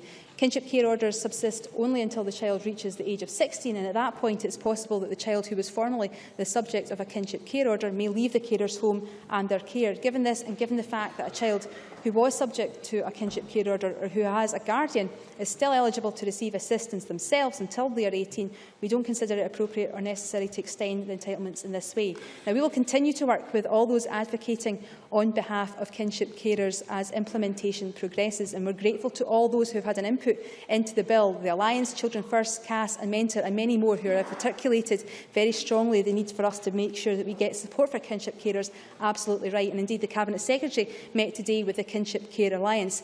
We have consistently valued the work the kinship carers do, which is why the kinship care order provides additional assistance to kinship carers who may never have received such support before. It improves supports for them, and I hope that commitment can give comfort to Bob Doris and the points that he makes and has made eloquently and has consistently made through the course of not just this Parliament but the last one. Thank you very much. I now ask Jane Baxter to wind up and indicate if you intend to press or withdraw 180A. Thank you. I'm disappointed that the Minister will not support the amendments before us in Group 16. As the Minister will be aware, there is considerable concern among many kinship carers about the changes being brought forward in this section of the bill. Should my amendments not pass this afternoon, I repeat again my hopes that there will be a thorough engagement with kinship carers and their representative organisations when the regulations are drawn up by the Scottish Government. I'm also keen to see the outcome of the financial review of kinship care with interest, and again put on record my disappointment that this has not been published in time for this final stage of the bill. I press Amendment 180A. Many thanks. The question then is that Amendment 180A be agreed to. Are we all agreed? Parliament is not agreed. There will be a division. This is a 1-minute division. Please vote now.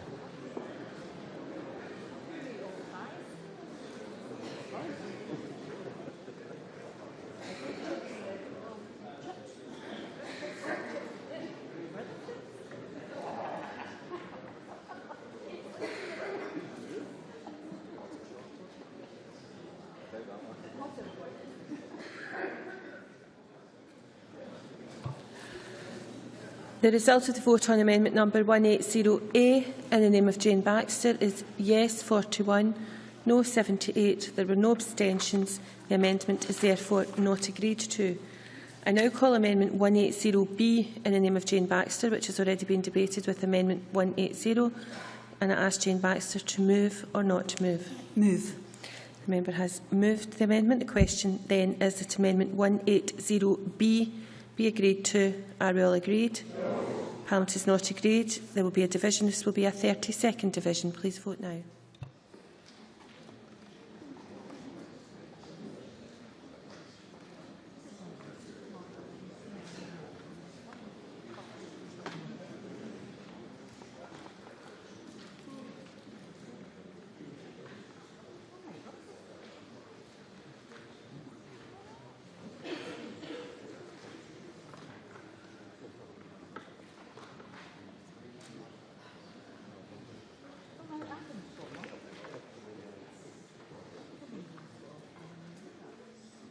The result of the vote on amendment number 180B in the name of Jane Baxter is yes 56, no 63. There were no abstentions. The amendment is therefore not agreed to. Can I now ask Jane Baxter to press or withdraw amendment 180? Press. The member has pressed the amendment. Therefore, the question is that amendment 180 be agreed to. Are we all agreed? Parliament is not agreed. This will be a 30-second division. Please vote now.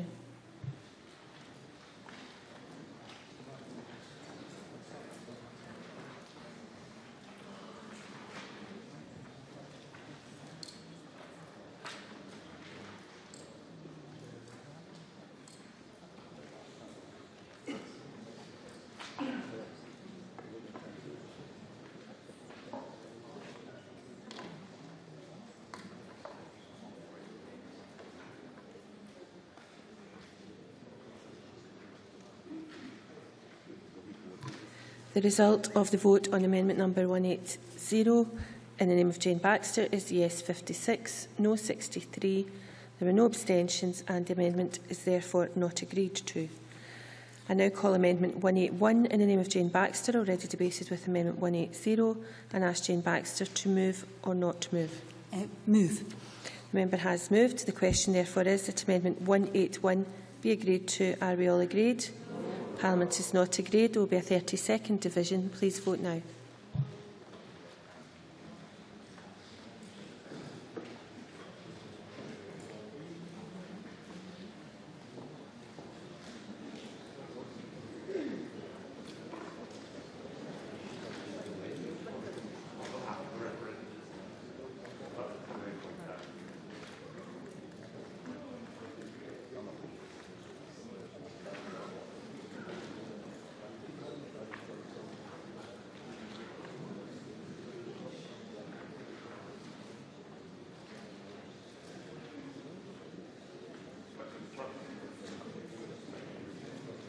The result of the vote on amendment number 181 in the name of Jane Baxter is yes 41, no 78. There were no abstentions. The amendment is therefore not agreed.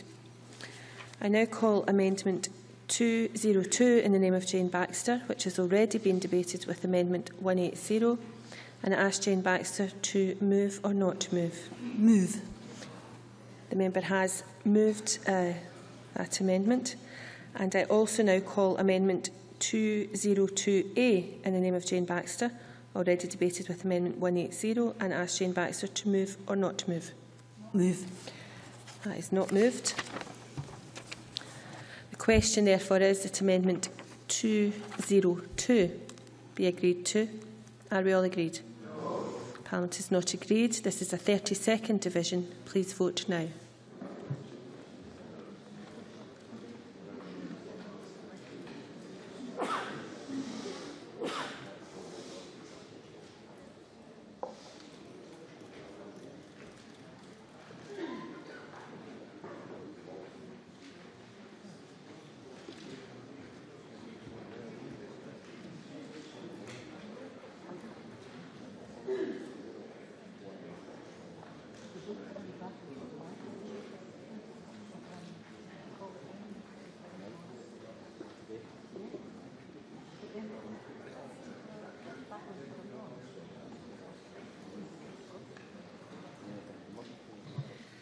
The result of the vote on amendment number 202 in the name of Jane Baxter is yes 46, no 72. There were no abstentions. The amendment is therefore not agreed to. I now call amendment 182 in the name of Jane Baxter, which has already been debated with amendment 180, and I ask Jane Baxter to move or not to move. Not move.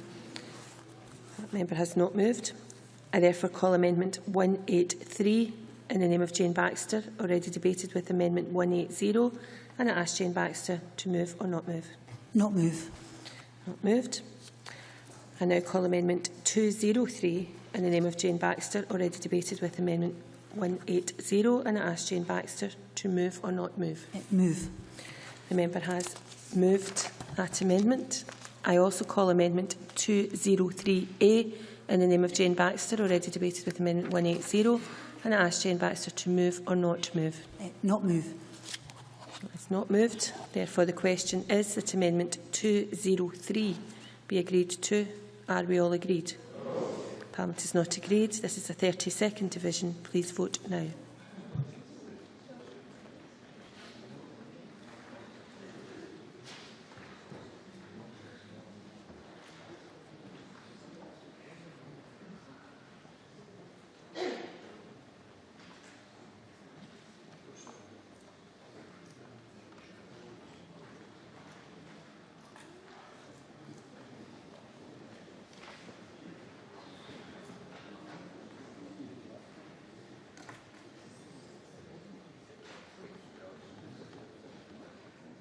The result of the vote on amendment number 203 in the name of Jane Baxter is yes 46, no 73. There were no abstentions. The amendment is therefore not agreed to. I call amendment 184 in the name of Jane Baxter, already debated with amendment 180, and I ask Jane Baxter to move or not move. Not move. Not moved. I therefore call amendment 185 in the name of Jane Baxter, already debated with amendment 180. Jane Baxter, move or not move? Not move. Not moved. I call amendment 204 in the name of Jane Baxter, already debated with amendment 180. Jane Baxter, to move or not move? Not move. Not moved.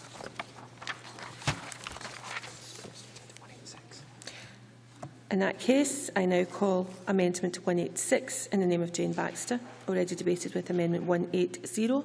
Move or not move? Not move. Not moved. I now call amendment 205 in the name of Jane Baxter, already debated with amendment 180, and I ask Jane Baxter to move or not move. Not move. Not moved. Therefore, I now call amendment 187 in the name of Jane Baxter, already debated with amendment 180. Jane Baxter, to move or not move? Not move. Not moved. I now call amendment 188 in the name of Jane Baxter, already debated with amendment 180. Move or not move? Move. Not moved. I now call amendment 189, already debated with amendment 180. Jane Baxter, move or not move? Not move. Not moved. That brings us to amendment 190 in the name of Jane Baxter. To move or not move? Not move. Not moved. And I now call Amendment 206 in the name of Jane Baxter, already debated with Amendment 180. Jane Baxter, to move or not move? Move. That amendment has been moved. The question, therefore, is that Amendment 206 be agreed to. Are we all agreed? Parliament is not agreed. This is a 30-second division.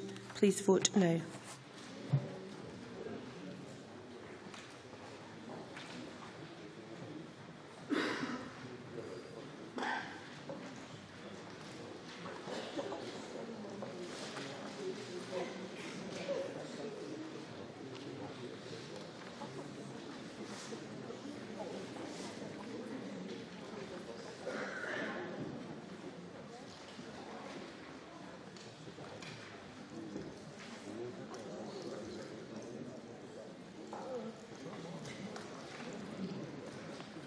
The result of the vote on amendment number 206 in the name of Jane Baxter is yes 46, no 73.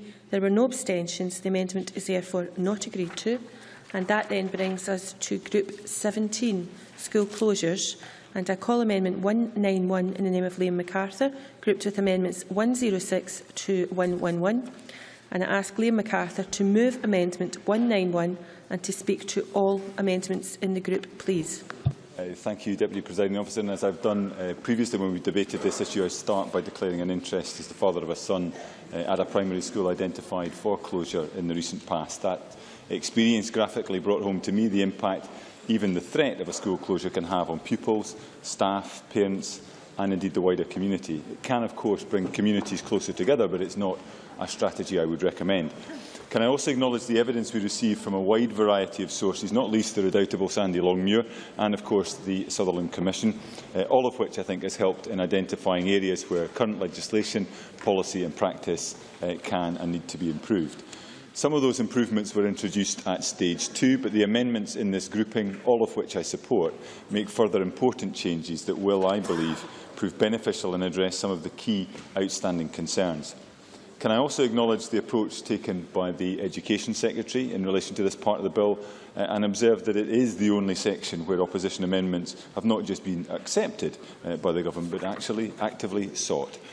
My Amendment 191 addresses long-standing concerns that Section 5 of the 2010 Act is ineffective in requiring an education authority to act to correct inaccuracies or omissions that are discovered in its proposal paper for a school closure. The amendment requires an education authority to be more transparent in its consideration of allegations that there is an inaccuracy or omission, and if there is, it requires the authority to take action where this relates to a material consideration relevant to the decision. If nothing else, this should help remove the perception that authorities can dismiss legitimate concerns and makes it clearer that all allegations of inaccuracy or omission must be investigated and reported upon. I would hope, as a result, the confidence communities have in the process might be more readily safeguarded. If communities continue to be dissatisfied with the authority's response under Section 5, they can make further representations to the authority, and these representations must be included in the consultation report prepared by that authority.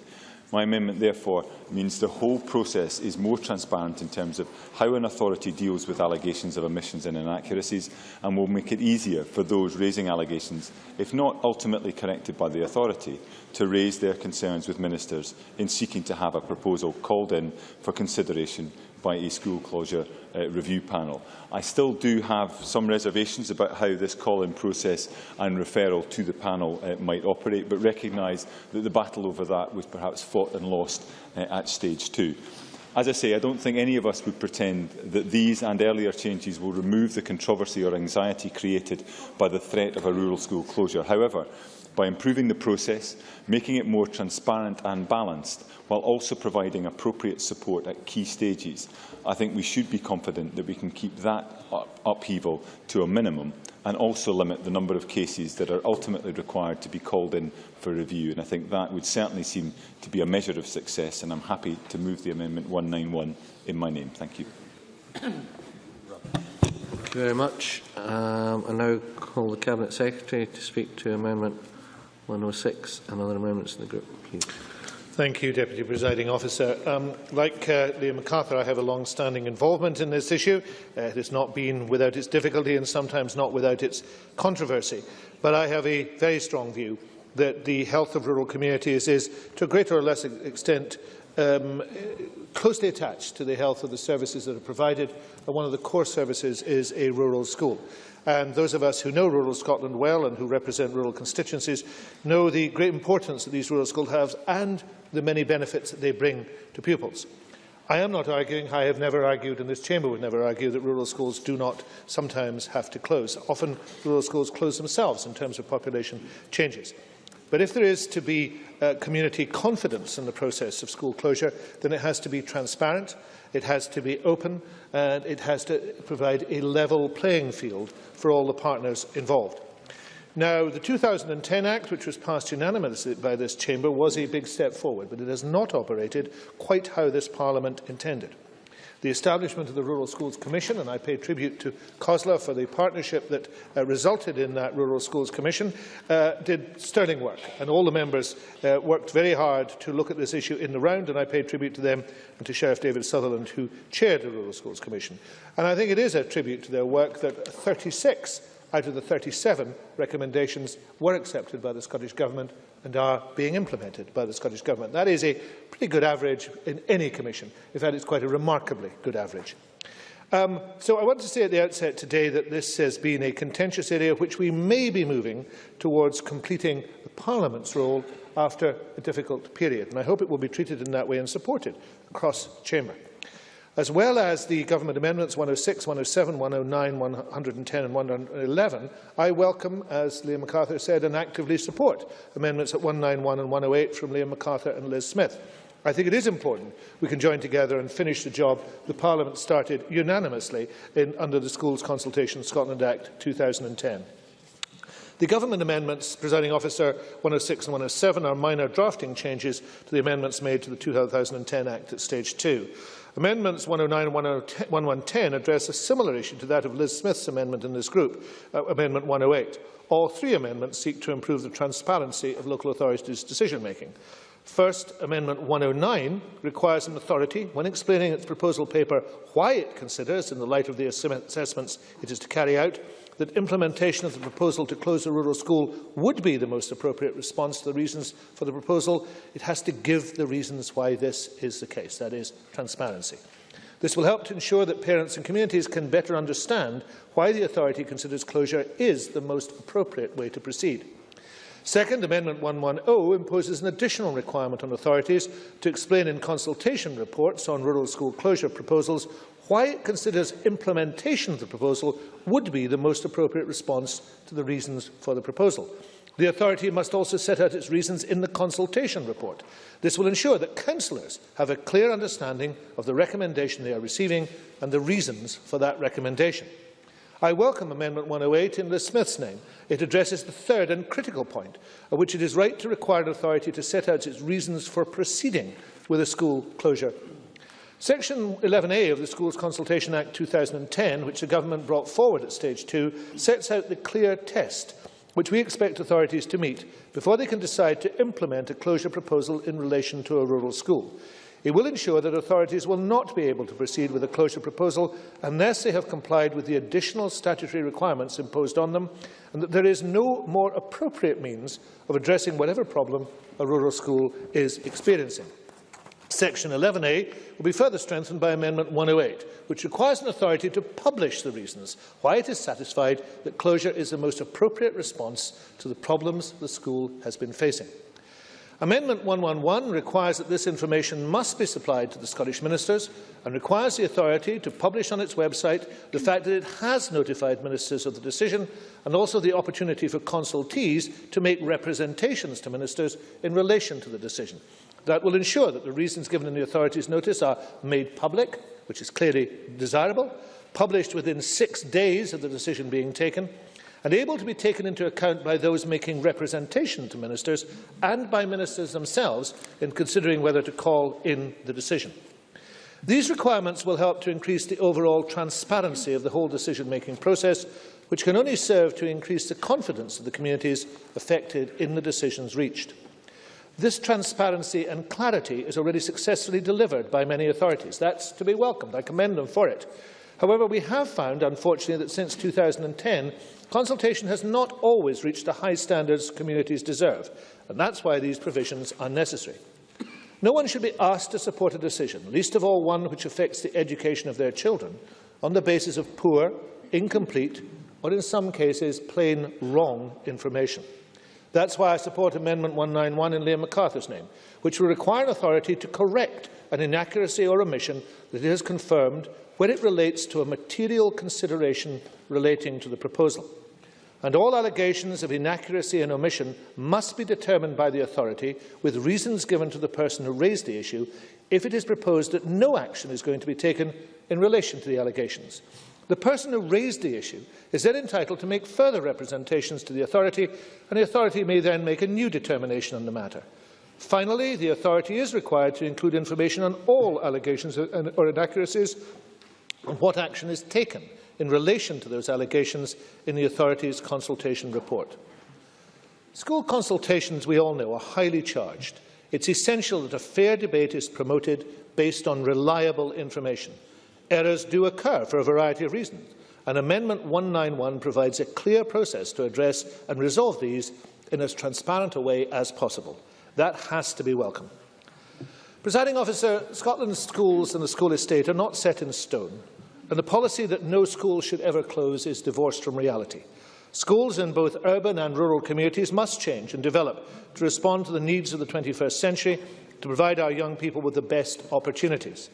A great deal of that change is, of course, very much for the better. For example, with the delivery of impressive buildings, with the bringing together of communities around sustainable, high-achieving schools. But it does no one any good to rush into these decisions on false premise. We need to start with the problem in order to find the solution, rather than the other way round. Therefore, communities need and deserve authorities to be subject to robust, comprehensive processes to ensure that proposals can pass scrutiny. Only in this way will we ensure that higher standards in decision-making are reached and maintained. So, in summary, I ask the Chamber to support Amendments 191, 106, 107, 108, 109, 110 and 111. Thank you. Thank you. I call on Liz Smith to speak to Amendment 108 and other amendments in the group. Deputy Presiding Officer, could I begin by thanking the Cabinet Secretary for what has been a very constructive and helpful approach when formulating the amendments relating to rural school closure, something for which I believe it is essential that we secure cross-party support. And could I also acknowledge the unstinting efforts of Sandy Longmuir, who has campaigned passionately on behalf of the Rural Schools Network to change the 2010 Act for the better. His diligence and advice have been very much appreciated. Over the years, we have seen far too many instances when there has been a failure to provide the necessary information, which is an essential part of making a judgment about whether or not a school should close. And as the Cabinet Secretary has very rightly said, no parent should be put in that position. In some cases, there has been a failure to provide complete information. In others, it has been a failure to provide fully accurate information. And in other cases, there have been allegations of deliberate attempts to mislead interested parties or relevant committees. None of these is acceptable, and so it is essential that we do everything possible to ensure that this cannot happen again. Amendment 108 strengthens the duties placed on local authorities so that they must publish on their website both the notice of their decision and the reasons why the Council is satisfied that such action is the most appropriate way forward. They will no longer be able to say that they are simply satisfied. This goes significantly beyond the initial proposals and will introduce much tighter language designed to furnish communities with a fuller knowledge of the decision-making process and, crucially, the logic behind it. Given the sensitivities at play, it is absolutely paramount that stringent checks are in place so as to ensure that all relevant information is disclosed and that it is presented in a clear, neutral manner. A school closure can often be fraught and be a very controversial process, so it is very important that high standards of transparency are adhered to throughout. Amendment 108 will strengthen the duties on local authorities to secure just that, and it will give parents, pupils and staff much greater confidence in the process through which a decision is reached. So I hope the Chamber will support Amendment 108, and we also hope that it will support all the other amendments in this group. Thanks so much. I call on Neil Bibby. Thank you, Presiding Officer. The amendments today on this issue appear to be minimal and do not fundamentally add or detract from the current proposals. They appear to improve the process that must be followed when considering a school closure and improve the transparency of the decision and make it more accessible to parents, which are positive steps. I agree with the Cabinet Secretary that proposals should have all the complete information. Perhaps he could have ensured the financial memorandum also had all the complete information. Members will be aware that I raised concerns, or maybe aware that I raised concerns at stage 2 on Mike Russell's proposals on this issue. There are still a number of points of concern, particularly on the new unelected Quango that will decide on rural school closures, who the members will be accountable and responsible to, who will pay them, how much will this new Quango cost. It's also regrettable, but unfortunately far too typical, that the Scottish Government ignored the views of local government in COSLA on Recommendation 20. I recognise on such issues we should try to get cross-party support, but surely it is important to have agreement between Scottish and local government who are responsible for the running of primary and secondary education. Don't just take my word for it, take the word of Councillor Douglas Chapman, COSLA Education spokesperson, who said, by not implementing Recommendation 20, the Government has altered the balance brought forward in by the Commission, and we are now concerned it will actually be far harder for local authorities to take the necessary decisions on the school estate. He also said he had written to the Cabinet Secretary to express concerns that this is the impact that amended legislation could have on improving educational outcomes. And because of this, local government's job will be made all the harder. I'll take it. Mark MacDonald. But surely the member must accept, if he looks at, for example, the case in my constituency of Bramblebrae and Middleton Park Primaries, where the educational benefit statements and the response to them by Education Scotland proved that that process was in a complete guddle, shows that the benefit of needing to measure against educational benefit to avoid schools being closed for purely spurious reasons. Neil Bivett. I'm not aware of the case that Mr MacDonald raises. I think this needs to be done by consensus with local authorities. But the key issue, and I'm sure, hopefully Mr MacDonald would agree on this, the key issue is, however, that nobody wants to close schools, rural or urban. Of course they don't.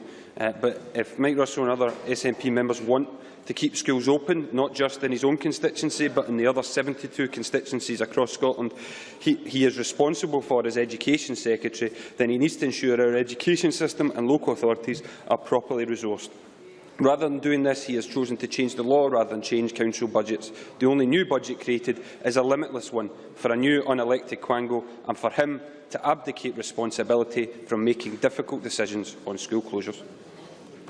Thank you. Fiona MacLeod. Thank you, Presiding Officer. Some members may be surprised that I rise as the MSP for Sir Kelvin and Bearsden to talk about rural schools, but I do actually have 3 rural schools in my constituency. But also I think this debate is very important about the standards that we are going to apply for rural school closures we can learn for our urban school closures. The Cabinet Secretary used words like clarity and transparency in the process in the future, and I know that that will be welcomed by campaigners. I do wonder if it will be welcomed by local authorities from my personal experience in my constituency. The Cabinet Secretary talked about having high standards for making decisions, and higher standards in decision making. But he also talked about there must be no false premise when decisions are made about the closure of schools. And Liz Smith talked about sometimes there being perhaps deliberate attempts to mislead. I'm not making these charges against East Dunbartonshire Council in the current divisive campaign that we're going through in closing and merging local primary schools, but I know that the campaigners locally have had to dig deep. They've had to spend long hours forensically going through documents from this council. They've had to use freedom of information requests to try to get behind what this council called facts to find out whether this was really the case or not. This has resulted in a ministerial call-in, and the local people await the decision on that with bated breath. But the local council doesn't wait that decision with bated breath, because just last week East Dunbartonshire Council at their budget meeting preempted the decisions of the ministerial call-in and changed the parameters upon how they were going to make their decisions on closing and merging schools.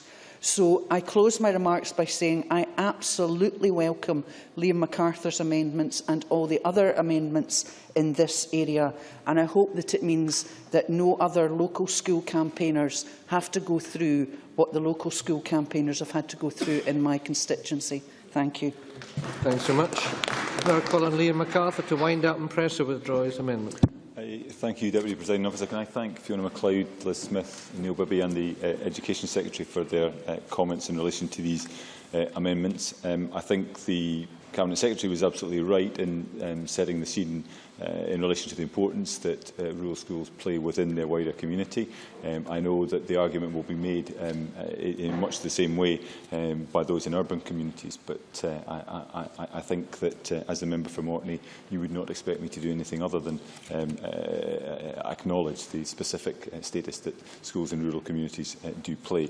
I think the 2010 Act, as the Cabinet Secretary alluded to, was unanimously supported, but I think it was also quickly evident that the way in which this was being applied was either inconsistent or was giving rise to concerns that it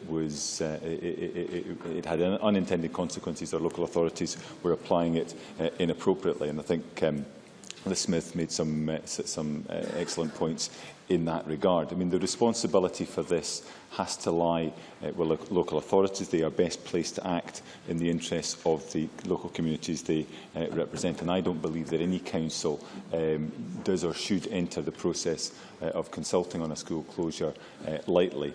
Nevertheless, I think there is sufficient evidence that there are inadequacies in the way that the current legislation is being interpreted. While I think we all acknowledge this is not about saying that no rural school should ever or will ever close, but it should certainly not close on what Fiona MacLeod referred to as a false premise or on the basis of inaccurate or incomplete information. What we have as a result of the amendments passed at stage 2 and with the group of amendments here we are considering is an opportunity to make the process more transparent, better balanced, subject to proper, effective and well-informed consultation. And while I do share some of Neil Bibby's concerns about the review panel, as I say, that battle I think was fought and lost at stage 2. Nevertheless, the amendments at stage 2 and these at stage 3 do, I think, make a good bill better and clearer, and I would encourage Parliament to support all the amendments in this grouping. Thank you. Thank you very much. Yes, are you pressing and withdrawing your amendment? Pressing 191. You're pressing it, right. So the question is that Amendment 191 be agreed to. Are we all agreed? Yes. We are. Thank you. Now call Amendment 106 in the name of the Cabinet Secretary. Already debated with Amendment 101. Cabinet Secretary to move formally. Moved. Thank you. So the question is that Amendment 106 be agreed to. Are we all agreed? Yes. Thank you. I now call Amendment 107 in the name of the Cabinet Secretary. Ready to debate with Amendment 101. Cabinet Secretary to move. Thank you. The question is that Amendment 107 be agreed to. Are we all agreed? Yes. Thank you. Call Amendment 108 in the name of Liz Smith. Liz Smith to move or not move? Moved. Thank you very much. So the question is that Amendment 108 be agreed to. Are we all agreed? Yes. Thank you. I now call Amendment 109, 110 and 111, all in the name of the Cabinet Secretary and all previously debated, and I invite the Cabinet Secretary to move Amendments 109 to 111 en bloc. Moved en bloc. And does any member object to a single question being put on Amendments 109 to 111? As it appears no member does, the question is that Amendments 109 to 111 are agreed to. Are we all agreed? Thank you.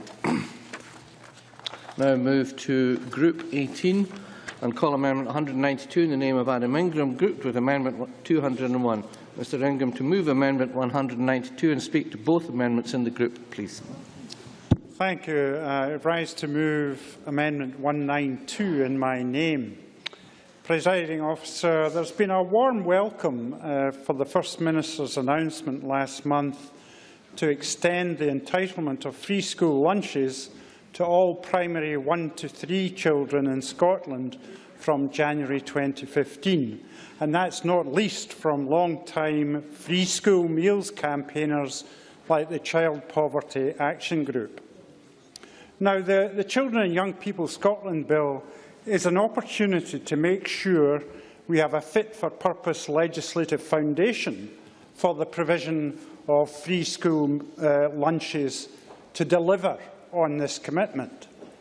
The amendments I propose reach, I think, a compromise between the wishes of some to use primary legislation to compel local authorities to honour the First Minister's commitment and the desire of ministers to work with COSLA to negotiate implementation of the commitment. The purpose of Amendment 192 is twofold. It gives education authorities the power to provide school lunches free of charge to pupils who satisfy such conditions as the authority thinks fit. But it also imposes a duty on education authorities to provide certain pupils, that is prescribed by regulations, with school lunches free of charge. So the first purpose removes the anomalous duty for education authorities in most circumstances to charge for school lunches. They will be able to choose conditions as they see fit where they will provide free school lunches. It also allows flexibility and is consistent with other legislative provisions for food or drink in schools. The second purpose, the enabling power, will allow government to absolutely ensure that local authorities provide free school lunches to children in primary 1 to 3. It goes beyond but complements the existing benefit-centric enabling powers which allow ministers to prescribe what benefits a parent or carer or a pupil themselves must receive to be eligible for a free school lunch. It gives ministers the powers required to prescribe circumstances where a free school lunch must be provided. Now, Amendment 201 primarily amends two important duties of education authorities as introduced by the Schools Health Promotion and Nutrition Scotland Act 2007. First, the duty set out in Section 53A2 of the 1980 Act on authorities to take reasonable steps to ensure that every pupil who is entitled to school lunches free of charge receives those lunches. And second, the duty set out in Section 53B of the 1980 Act on authorities to take reasonable steps to protect the identity of a pupil receiving a school lunch free of charge. It is right that these provisions extend to free school lunches provided under the changes proposed in Amendment 192. However, the effect of the amendments means that free school lunches may now be provided to more pupils than those who receive or whose parents receive certain benefits. For example, in the implementation of free school lunches to all primary 1 to 3 pupils, in those circumstances, the potential stigma associated with free school lunches will not arise. In such cases, it will be neither necessary nor possible to protect the identity of pupils receiving free school lunches, and therefore it would be inappropriate for that duty to continue to apply to education authorities. Therefore, I propose that ministers have the power to prescribe, through regulations, circumstances when the duty in Section 53B to protect identity will not apply. Thank you, Presiding Officer. Thank you very much. I now call Malcolm Chisholm. Very briefly, Presiding Officer, because of the time, I'd just like to make clear that I and I know my colleagues warmly welcome and support the amendments that have been put forward today, as indeed we support the bill. I know nobody in the Chamber today is going to misrepresent our position on this matter, although clearly a few weeks ago our position was misrepresented because of our passion for childcare for two-year-olds. Clearly, we did think that was a higher priority, but I'm sure every member of the Chamber here today can grasp the concept of good and better. We thought that would have been a better policy, but we certainly think this is a good policy. Can I just make 2 points about it? I think I've raised this with the Cabinet Secretary in other contexts. There is actually a bit of an issue about capital provision for this, because I certainly know some schools, I can think of at least one in my constituency, which will not be accommodate within current dining room facilities the increased number. So I think that is an issue that will have to be looked at, and according to John Swinney, that is being discussed with COSLA. But I think the final point, and this is a very important one, is that this is an important health policy. Potentially, the main discussion has been about the financial relief it will give to parents, but clearly, potentially, it is a great health policy, and I think an even greater focus on nutritional guidelines would make this good policy even better. Thank you. Thank you. Now call on Bob Doris. Thank you, Presiding Officer. I rise to support the amendments in the name of my colleague Adam Ingram. Presiding Officer, I am delighted to see a political conversion by some in this chamber to free and nutritious school meals. It is, of course, a pro-health, anti-poverty and social equality measure. I would also like to put on the record my personal view that the end point in the medium term for me would be to extend this to primary 7. That is my personal firm view.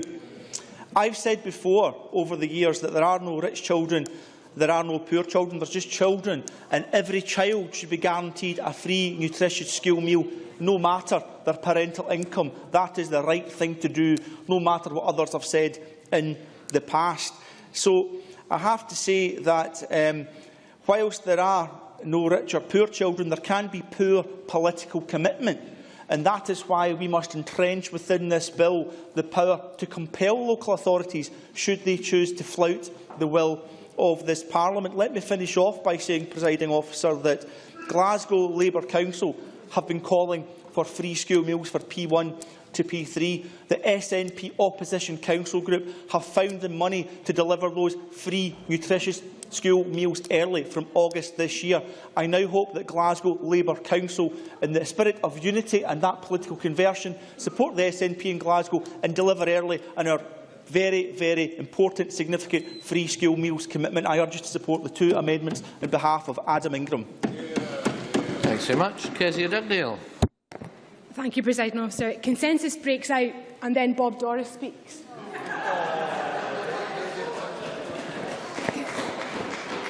Can I say, Presiding Officer, that we're very happy to support Adam Ingram's amendments. The points he raises about flexibility are very important.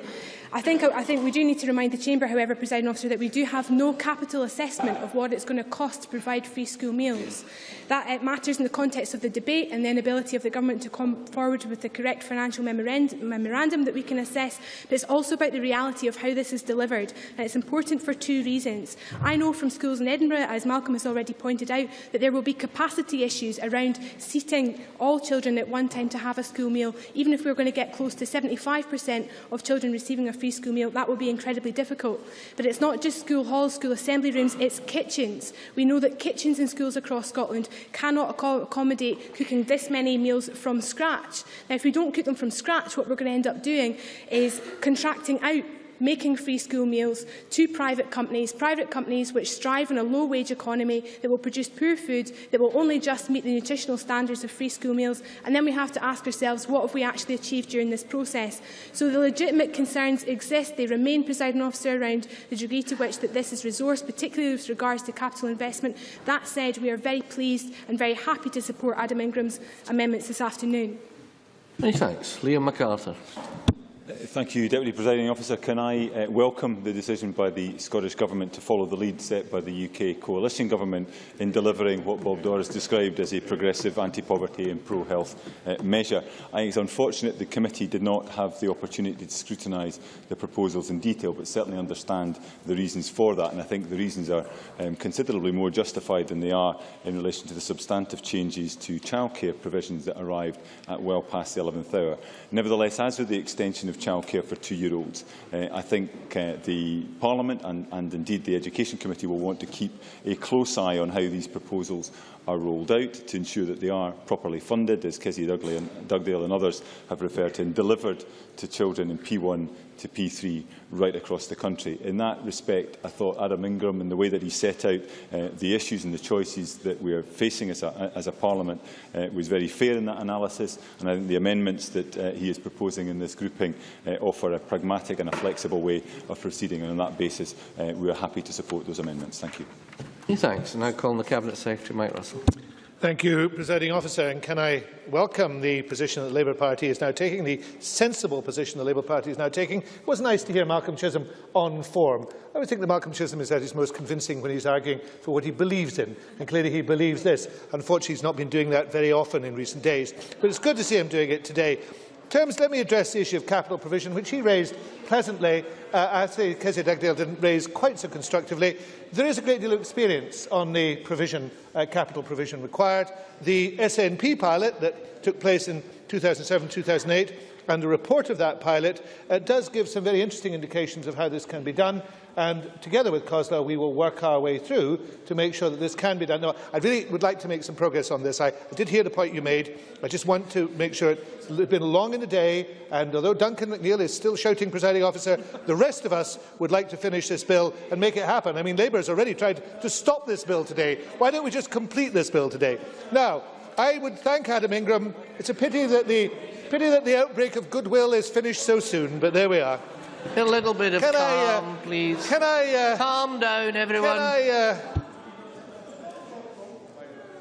Thank you, Presiding Officer. Can I thank Adam Ingram for the amendments lodged today? They follow and support the First Minister's recent announcement to extend the entitlement of free school lunches to children in primary 1 to 3 in Scotland from January 2015. No, thank you. I'd like to make some progress. There are many benefits to extending the provision of a healthy school lunch free of charge in Scotland's schools. Not only will it save families throughout Scotland, don't tempt me, Mr Bibby, not only will it save families throughout Scotland around $330 a year per child who takes up their entitlement to a free lunch every day, it removes any possibility of free school lunches being a source of stigma and encourages healthy eating habits. As Adam Ingram set out, these amendments do two things. First, they give Scottish ministers the power to place local authorities under a duty to provide school lunches free of charge to certain pupils prescribed in regulations, whether that be by reference to their yearly stage of education or another description. With regard to this announcement, I've been clear from the start. I fully intend to implement the extended eligibility of free school lunches in partnership with local government. Providing that agreement can be reached to ensure their full implementation, there would be no need to call upon these powers, and I would happily say today that I have no intention of invoking them if we can get a clear partnership agreement to take this forward within the timescale about which we are talking. Dialogue is taking place with COSLA to agree how the commitment can be delivered without having to put this duty on local authorities. Sensible and timely to put the powers in place. But I'm quite sure that, given that the Labour Party has shown such strong backing for this now, then an outbreak of sense will also take place in COSLA. Secondly, the amendments proposed give education authorities the power to provide school lunches free of charge to pupils who satisfy such condition as the authority sees fit. While these provisions would replace the existing powers to meet the commitment to provide free school lunches to children in primary 1 to 3 via the provision of school lunches disapplication of the requirement to charge Scotland Order 2008, they go further and they allow education authorities the flexibility that they don't currently have to provide free school lunches to children they identify as benefiting from one. The consequential amendments relating to the duties to ensure that every pupil who is entitled to school lunches free of charge receives those lunches and to protect the identity of pupils receiving free school lunches are appropriate. To get the full benefit, it's important that schools promote free school lunches and take reasonable steps to ensure that those entitled take them. That's particularly important where the reasons for entitlement arise from a circumstance which may disadvantage the child. Equally, it's important, where appropriate, to reduce the burden on local authorities. I welcome the amendments which will allow ministers to disapply the Education Authority duty to protect identity of those receiving school lunches where there is no benefit in so doing. These amendments future-proof the legislative framework. They allow local authorities freedom to meet the needs of the children and young people for whom they are responsible through the provision of a healthy lunch at school, and they allow the government to amend or extend, and I note that point, amend or extend entitlement to a healthy free school lunch. I repeat, Presiding Officer, the purpose of this is to provide a power.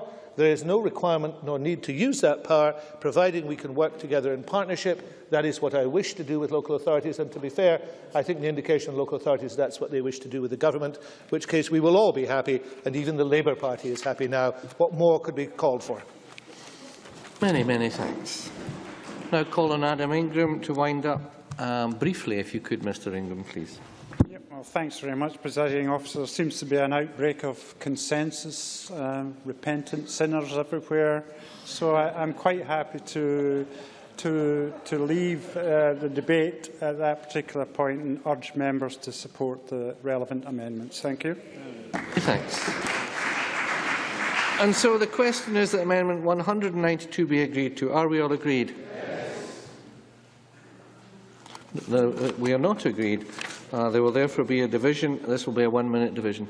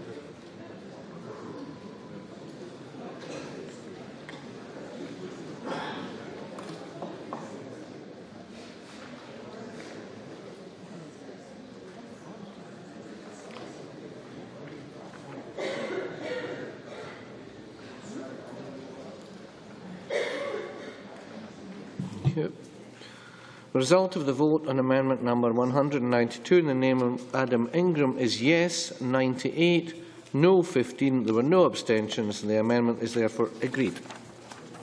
We now move to Group 19, and I call amendment 193 in the name of Liam MacArthur in a group of its own. Mr MacArthur to move and speak to amendment 193, please. Thank you, Deputy Presiding Officer. At stage 2, I moved various amendments prompted by recommendations from putting the baby in the bathwater, an excellent report prepared by a wide-ranging group of expert organisations and individuals. All of these amendments had one thing in common, over and above the fact that not one of them was accepted by the Government, and that was the need for a ruthless focus on preventative action and the earliest possible identification of support needs. That again is the rationale behind Amendment 193.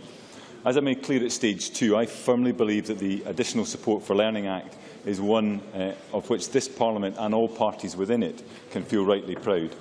10 years ago, however, our understanding of the crucial importance of the earliest years to later success at school and more generally was less robust. Prevention was only starting to guide Scottish public policy. As the authors of Putting the Baby in the Bathwater report identified, there does now appear to be a case for addressing shortcomings in the ASL legislation that would not be picked up through revisions of the ASL Code of Practice.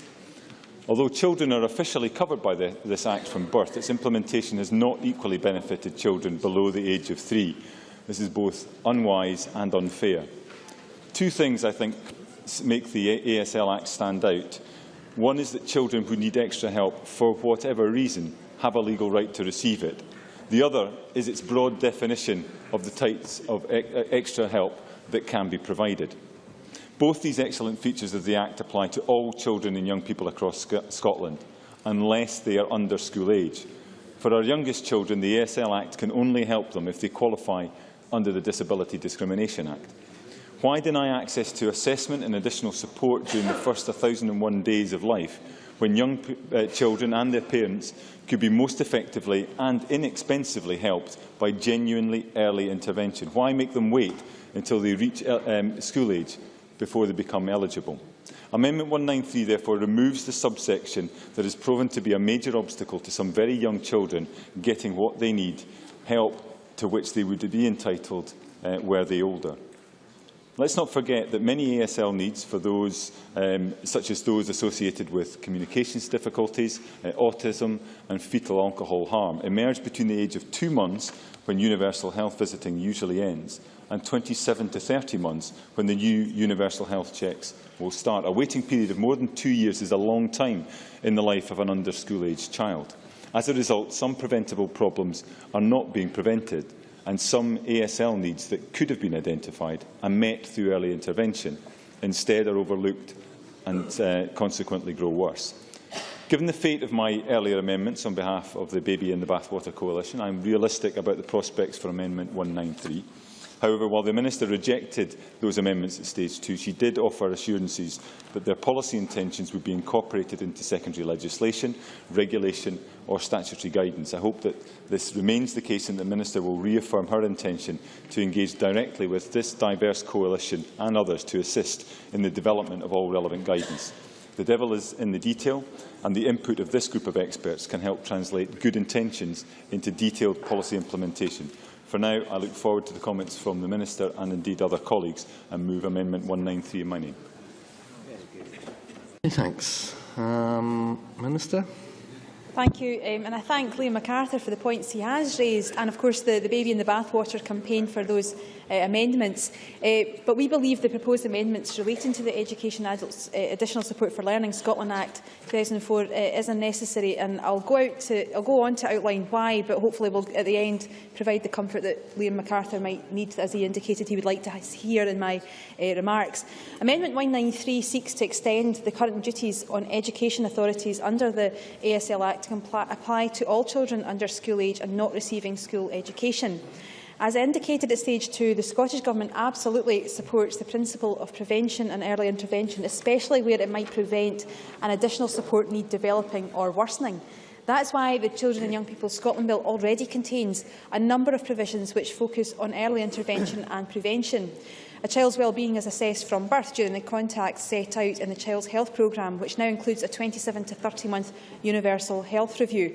Where a child's wellbeing needs require it, their named person will initiate a child's plan in partnership with the child, their family and relevant professionals. That child's plan will take account of learning needs. This will ensure that the learning needs of children under school age are met alongside any other needs which may affect their wellbeing. Indeed, a crucial part of the named person's role is to promote, support and safeguard children's wellbeing. As a result of these provisions in the bill, it is not necessary to extend the ASL Act in the way that has been proposed. The provisions of the Children and Young People Bill provide the necessary protection for these vulnerable children. And as I said at stage 2, the Advisory Group for Additional Support for Learning has agreed that prevention and early intervention through the early years is a very important issue. I indicated that the revision of the statutory Code of Practice for Additional Support for Learning is already underway, and committed that the Code of Practice will specifically include a focus on prevention and early intervention, and that representatives from the Baby in the Bathwater campaign will be included in that process. As I also said then, the revised Code of Practice will be subject to full consultation and parliamentary scrutiny as required by Section 27 of the ASL Act. This Code of Practice will also be closely aligned with statutory guidance on the Child's Plan and on early learning and childcare to make sure all related guidance is clear and consistent. Now, I believe Amendment 193 is unnecessary and that account has already been taken of the issues that it seeks to address in the Children and Young People Bill provision. Therefore, we don't support this amendment. But in what is now the penultimate group of amendments, I again reiterate my thanks to the Baby in the Bathwater Coalition for their work, not just in this set of amendments, but more generally throughout the course of the bill's progression. Their experience, their knowledge, their expertise will enable us to get guidance right. And I also want to thank Liam MacArthur for allowing committee and Parliament to discuss what is a very important issue. Thanks. Liam MacArthur to wind up and press withdraw his amendment. Thank you very much. And can I thank the Minister for her comments and for the assurances at the end of her contribution there. I welcome the restated commitment to prevention and indeed for the confirmation that the coalition behind the Baby in the Bathwater report will be involved in the ongoing review. I have to say I was intrigued by earlier comments that I think the Minister made in relation to Siobhan McMahon's amendments regarding the rights of children and young people with disabilities, where I think the point was being made that we shouldn't be making a distinction between different types of children and young people.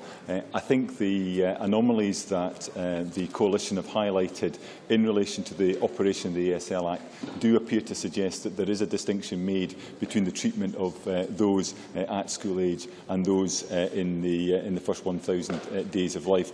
I acknowledge the point about the Universal Health Review at 27 to 30 months, but it does, to me, appear as if that gap remains. I'm sure this is something that the review group will return to as part of their work, but for the time being, I thank the Minister for her commitment and will not be pressing Amendment 193. Many thanks. And Mr MacArthur is not pressing his amendment, and does anyone object to him withdrawing his amendment? In the absence of anyone objecting, We'll now move to Amendment 179 in the name of Siobhan McMahon, already debated with Amendment 128. Siobhan McMahon, to move or not move? Move. Thank you very much. And so the question is that Amendment 179 be agreed to. Are we all agreed? We are not. There will therefore be a division, and this will be a 1-minute division.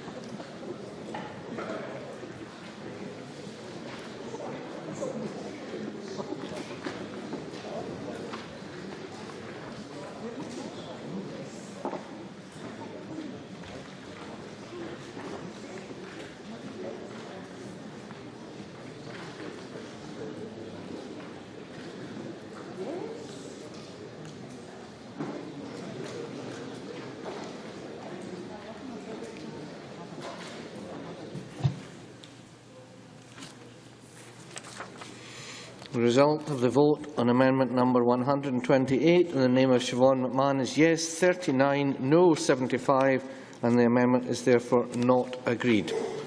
Which now takes us to Group 20, and I call Amendment 194 in the name of Siobhan McMahon in a group of its own. Siobhan McMahon to move and speak to Amendment 194, please. Thank you. The Minister's commitment at stage 2 of the bill to ensuring that the distinctive needs of children with speech, language and communication issues will be addressed by guidance and to work with appropriate organisations are welcome.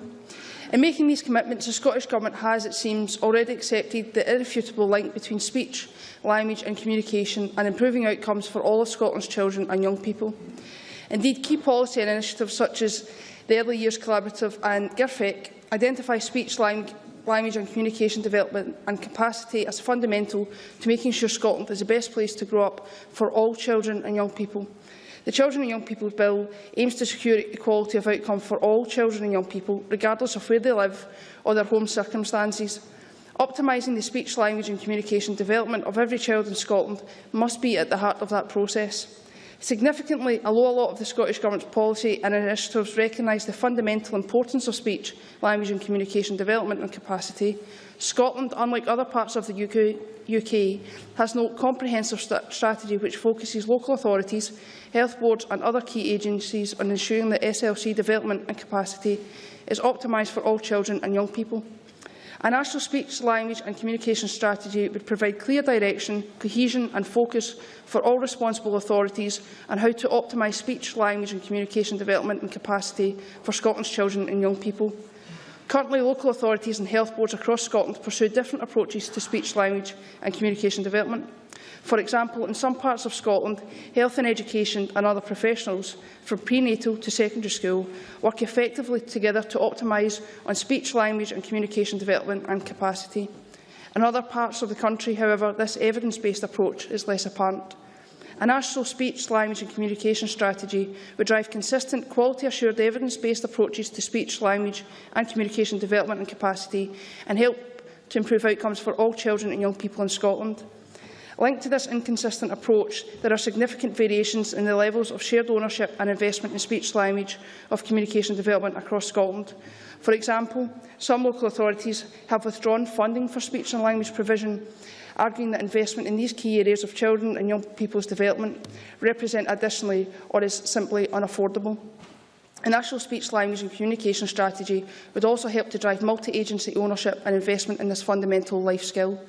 Independent evidence tells us through such effective investment partnerships would be able to enjoy their share of the estimated annual £58 million preventative spend savings which arise out of quality speech, language and communication services. The CYP Bill aspires to equality of outcomes for all children and young people.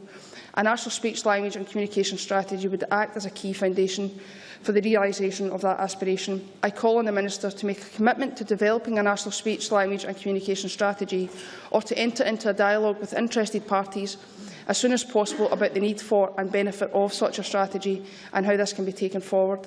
I move Amendment 194. Many thanks. Now call on Mark MacDonald.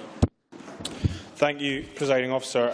The commitment which the Minister gave at stage 2 regarding guidance followed on from amendments tabled by myself and Jane Baxter around speech and language and communication, and this amendment was one of those amendments at stage 2. And at the time, I said that I had sympathy for the thrust of the amendment, but I didn't feel that the face of the bill was the place for this to be. As somebody who has personal experience in terms of the role that speech and language and communication assistance can play in a family's life, I recognise entirely the points that have been made by Siobhan McMahon and would agree entirely at the importance of ensuring effective speech and language and communication therapy where possible and where necessary.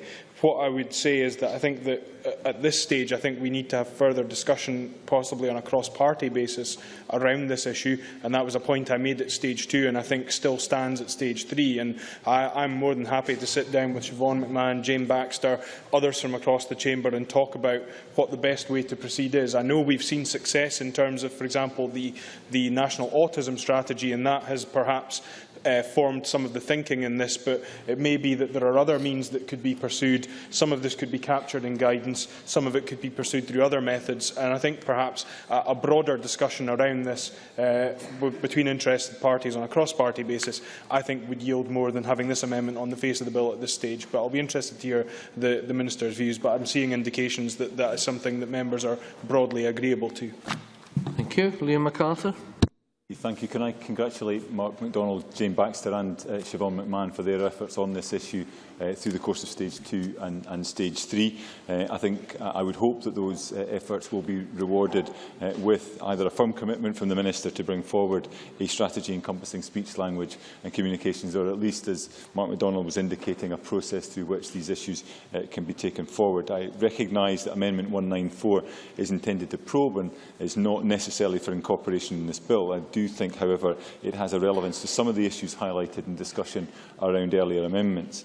As I said at the outset, this bill should be about putting children's rights front and central, making their voice heard. Self-evidently, this is influenced by a child or young person's capacity to communicate, to understand information and express views. Moreover, it can also have a bearing on assessments of maturity and capacity, key to the amendments I moved earlier in relation to information sharing. So I think the issues raised by Siobhan McMahon and earlier by Jane Baxter and Mark MacDonald, while not appropriate for the face of this bill, are highly relevant to it, and I look forward to seeing a proper strategy being developed and emerging in the near future. Thank you. Thank you. And finally, Malcolm Chisholm. Very briefly, I think it would be very helpful if the Minister could make a statement of intent, and if that is done, I'm sure members will not mind if it is not on the face of the bill. As Siobhan McMahon said, there has been a lot of mention in policy about this, but there is no strategy. I don't need to remind the Minister that the stretch aim of the Early Years Collaborative is that all children reach their developmental milestones, including age-appropriate communication skills, by 27 to 30 months. And in fact, it's communication and language needs that are the most common developmental difficulty experienced by children and young people. So this is central to the agenda we're discussing today. It's also very much a social justice and inequality issue, because these speech and language difficulties are very often related to current social disadvantage and disadvantages in later life. So I do hope we will have a statement of intent today. Many thanks. Now call the Minister. Thank you. My comments on Amendment 194 by Siobhan McMahon are similar to those about Amendment 254 by Jane Baxter at stage 2. This bill has been drafted to ensure that the needs of any particular group of children will be supported by different sets of provisions. This includes speech, language and communication needs. Creating additional specific statutory duties and provisions for communication is not, as Mark MacDonald and I think others have suggested, for the face of the bill. In this context, the specific needs of different groups of children are best addressed through guidance, and we've committed to ensuring that the distinctive needs of children with speech, language and communication issues will be addressed by guidance as appropriate. Taking on board the important points that Siobhan McMahon raised around consistency and other issues as well, but certainly around consistency I remember her talking about. Now, we will be drawing, in constructing this guidance, we will be drawing on the expertise and the experience of, for instance, the Royal College of Speech and Language Therapists to help with this, and ensuring that others can contribute to this guidance, and we can draw upon the expertise that's been articulated within the debate so far from Mark MacDonald, Jane Baxter, Malcolm Chisholm, Liam MacArthur and others to make sure that we can get this guidance absolutely right. So I will make a commitment to make sure that we can speak with others on a cross-party basis to ensure that the guidance can be influenced by the clear desire by others to make sure we get things right around speech and language support. Thanks. Now calling Siobhan McMahon to wind up and press a withdrawal amendment. Thank you, and thanks for the members who took part in supporting this probing amendment. I agree with Mark MacDonald in that if we can get this cross-party support for this strategy going forward and for discussions, not only across the parties but with the organisations who have asked for this amendment, that will benefit all young children. Of course, that's all we want, and I welcome the assurance from the Minister at this point, and therefore I withdraw my amendment. Thank you very much. Does anyone object? And does anyone object to Siobhan McMahon withdrawing her amendment? And as no one appears to, we'll move on to the next amendment in the name of Liz Smith, already debated with Amendment 1. Liz Smith, to move or not move, please.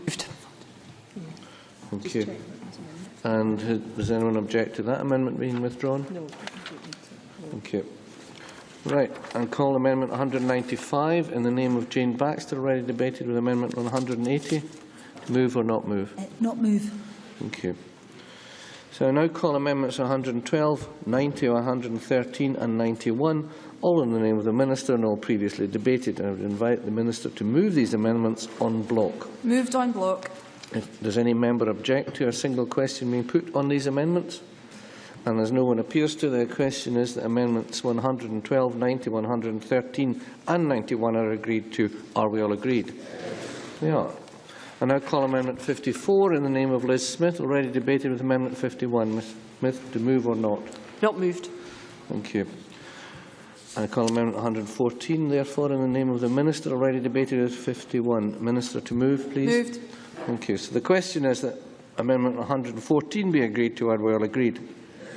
We are. Thank you. Call Amendment 196 in the name of Siobhan McMahon, already debated with Amendment 128. Siobhan McMahon, to move or not? Not move. Thank you. We now call Amendment 115 in the name of the Minister. Minister, to move formally. Moved. Thank you. And yeah. Next question is amendment. Sorry? Yes. So yeah, what's this? I call amendment also. Thank you. 115A in the name of Neil Bibby, already debated with Amendment 51. Mr Bibby, to move or not move? Not moved. Thank you. So the question is that Amendment 115 be agreed to. Are we all agreed? Yes. Thank you. I now call Amendment 197 in the name of Neil Bibby. Mr Bibby, to move or not? Not moved. Thank you. So I could now call Amendment 50 in the name of Liz Smith. Ms Smith, to move or not? Not moved. Thank you. I call Amendment now 198 in the name of Liam MacArthur. Liam MacArthur, to move or not?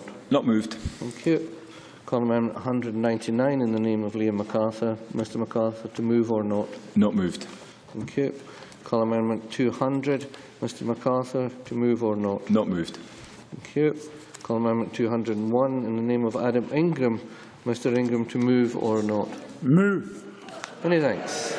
And so the question is that Amendment 201 be agreed to. Are we all agreed? Yes. We are not agreed. There will therefore be a division, and it will be a 30-second division. Please cast your votes now. Oh, it's a 1 minute. I beg your pardon.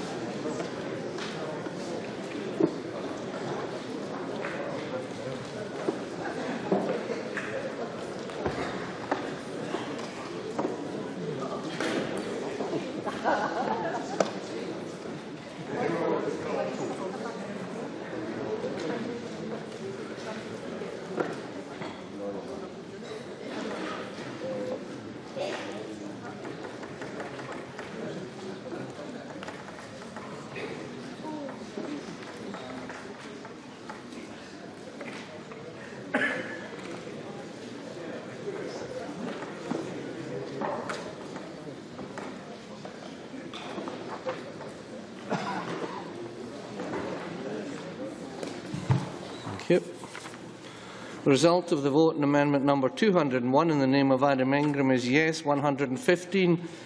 There were no 0 and there were no abstentions. And that ends consideration of amendments.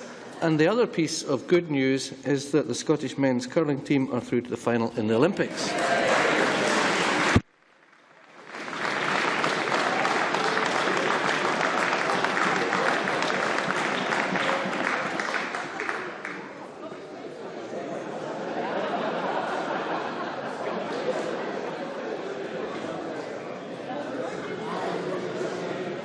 And before we start the next item of business, I would like to say to Parliament that as a consequence of the earlier decision to extend the debate on amendments by 30 minutes, that decision time will also be moved by 30 minutes, and therefore decision time will now be at 8:30.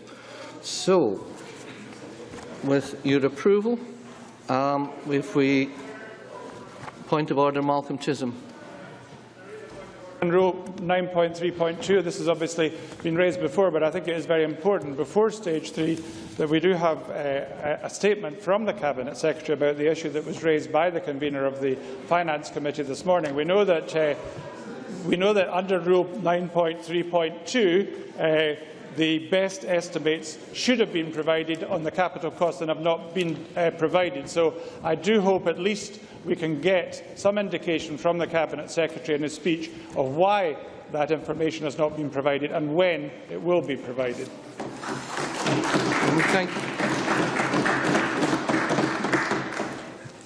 I thank Mr Chisholm for his point of order, but I would refer him, as has been said previously, Parliament passed a financial resolution for this bill on the 21st of November 2013.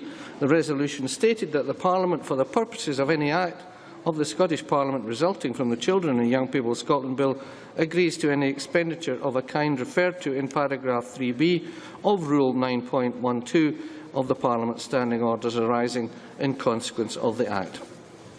So, we will now move on to the next item of business, which is debate on motion number 9050 in the name of Aileen Campbell on the Children and Young People Scotland Bill. I'd invite members who wish to speak in the debate to press the request to speak buttons. And Mr Campbell, call on you to speak for 10 minutes, no more, please.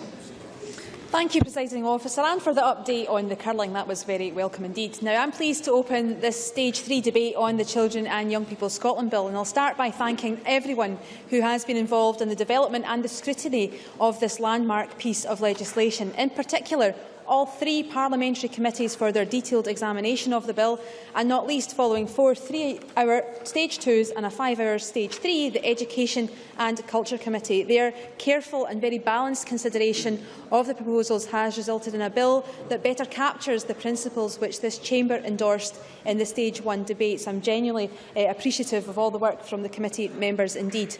I also wish to thank everyone who responded to our consultation and who have been involved in the development of the bill, especially the 2,400 children and young people and 1,500 parents who shared their views.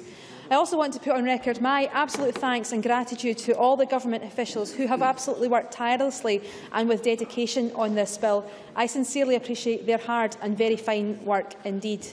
Now, we have listened carefully to all that has been said. Since day one, this collaborative approach has allowed the bill to evolve into an extraordinary piece of legislation, one that will convey our aspirations to improve well-being of our children and to help make Scotland the best place to grow up.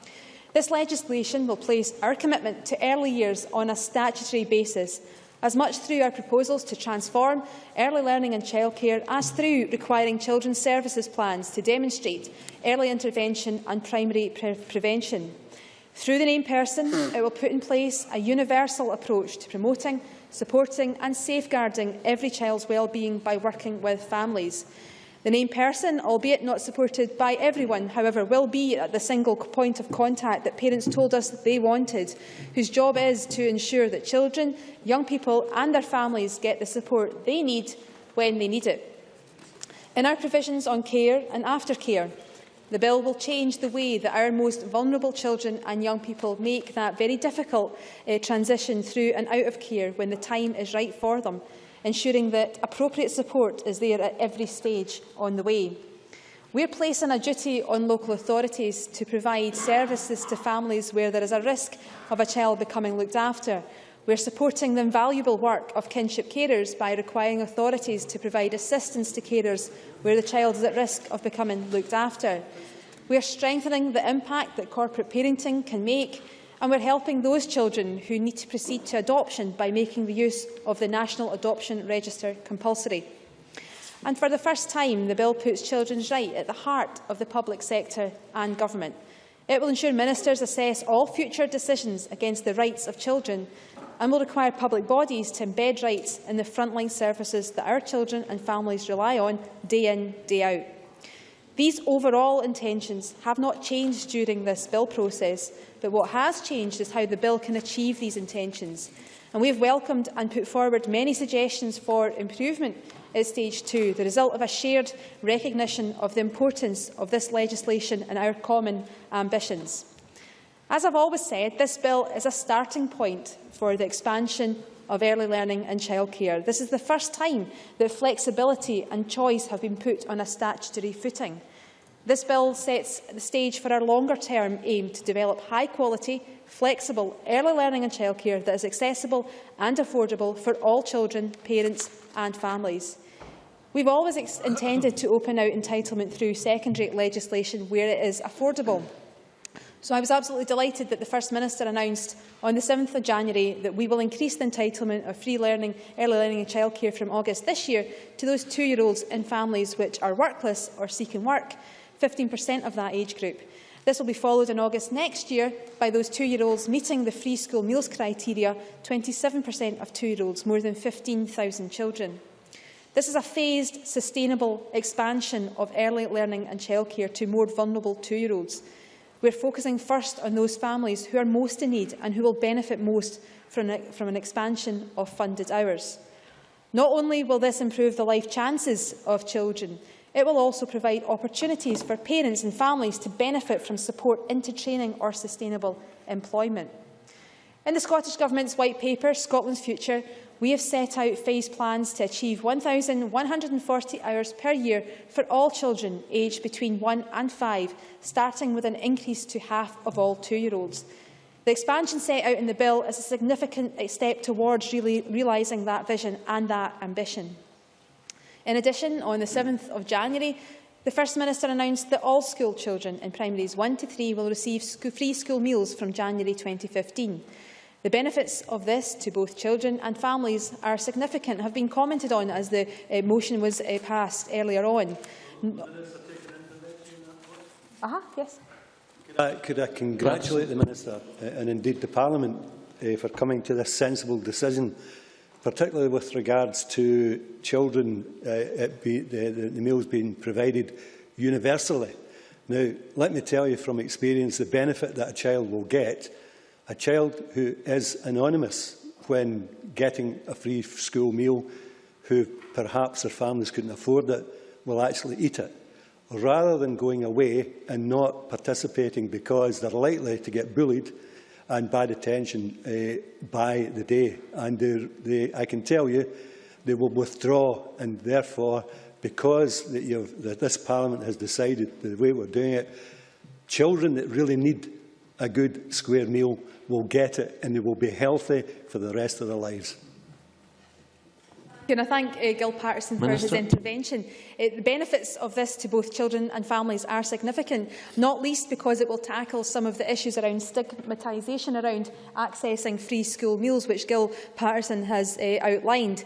It will also improve the health and well-being of those children, and it will also mean a saving of around £330 a year per child for those families throughout Scotland. Through the amendments put forward at this stage of the bill from Adam Ingram, who has consistently been committed and dedicated to this policy, we intend to give ministers the power to place local authorities under a duty to provide free school lunches. At the same time, the bill's positive impact on those who are or have been in care has grown. Mindful of the Education and Culture Committee's request to give further consideration to the issue of aftercare, we work closely with key organisations, particularly though Who Cares Scotland, Aberlour Trust and Bernardo Scotland, and introduced a suite of new measures in support of continuing care. Members will be aware that on the 6th of January I announced that starting in 2015, 16-year-olds in foster, kinship care or residential care should have the right to stay in care up to the age of 21 before receiving aftercare. These changes will give young people in care the same opportunity that their non-looked-after peers enjoy. And we've been delighted by the positive feedback we've received since we announced that package of measures. Duncan Dunlop, Chief Executive of Who Cares Scotland, said, "The number of young care leavers who will benefit from these changes is significant, and I don't know of any country in the world who has made a commitment like this." I think that's very good to hear, and good to hear that we're at the vanguard of ensuring that we can improve the life chances of young looked-after care leavers. I want also to pay tribute, though, particularly to the looked-after care leavers who, from the very start, have articulated a desire to make things better for future generations of care leavers. Their positive mark has been forever left on this bill, and they should feel incredibly proud of what they have achieved. In some cases, the amendments to the bill have helped us realise our goals more effectively, not least as we place on statute key elements of the Getting It Right for Every Child approach. Working closely with key stakeholders, we listened and gave careful consideration to concerns around the named person and information sharing provisions. Based on feedback from a wide range of stakeholders, the provisions have been amended so that professionals are clearer about when and how to share information in a way that will always put the child's best interests at heart, working with parents. I know the Law Society and Information Commissioner's Office have already written to the committee to give broad support to my amendments. In other cases, new measures have also been introduced, reflecting new needs that have arisen since the bill was first introduced. With respect to school closures, existing legislation has been strengthened through a number of amendments to the Consultation for School Closures proposals under the Schools Consultation Scotland Act 2010. A school closure can be significant and incredibly disruptive for children, parents and communities that are affected, and it's clear that the 2010 Act has not been operating in a way that is satisfactory for those affected or for education authorities. For this reason, and in response to recommendations from the Commission on the delivery of rural education, amendments were taken forward that will benefit all those who are involved in and affected by a school closure. Fundamentally, I believe this bill will bring about transformational change for Scotland's children and young people. We should be proud that we are passing legislation today that will improve the lives of our children. But beyond the individual parts of the bill, perhaps the most important achievement of the bill lies in the title of the legislation: a bill for the children and young people of Scotland. Over the last year, this Parliament has given the whole well-being of children and young people its full, intense consideration. We have demonstrated that we are not complacent when it comes to finding ways of improving the lives of all children and young people, and that we will continue to put their rights and well-being at the centre of Scottish political life.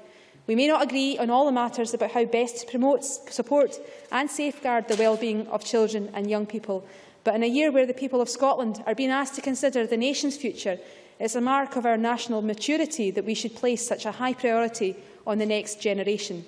For those reasons, it gives me enormous pleasure, Presiding Officer, to move that the Parliament agrees that the Children and Young People of Scotland Bill be passed. Yeah. Many thanks. And unsurprisingly, we are extraordinarily tight for time, so less would be more tonight. Kezia Dugdale, up to 7 minutes, please. Thank you very much, Presiding Officer. I was really struck just in the last minute there, revealing Campbell's contribution, that she said that this bill brought transformational change for children. Those were her words. It's just that our backbenchers have been telling us for weeks and months that we need independence to deliver transformational change. So she's just, well, that's the exact words that you use, and you've just admitted that devolution can do it. That said, Presiding Officer, Labour set out at the beginning of this process to improve this bill in 3 key areas. We believe we've worked positively and constructively throughout the process. We said that we wanted to improve it around care leavers, around childcare and around kinship care. So let me start with the good stuff. Care leavers. I was profoundly moved by the experiences of care leavers I've met throughout the passage of this bill. The stories of their lives, what they've had to live through, what they've seen with eyes so young, but also their resolute determination they have to ensure that no child ever has a life like they did again.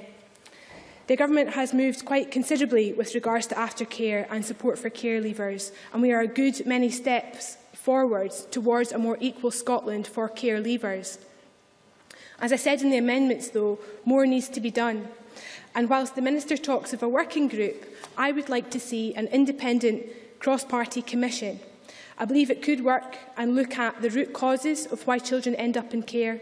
Further to that, it would look at why doing nothing costs the state, what it costs our criminal justice system, what it costs our health service, looking specifically at mental health, drug and alcohol problems, also investigating the number of premature deaths in the care leaver population. Look at education, and specifically educational attainment and progress into tertiary education.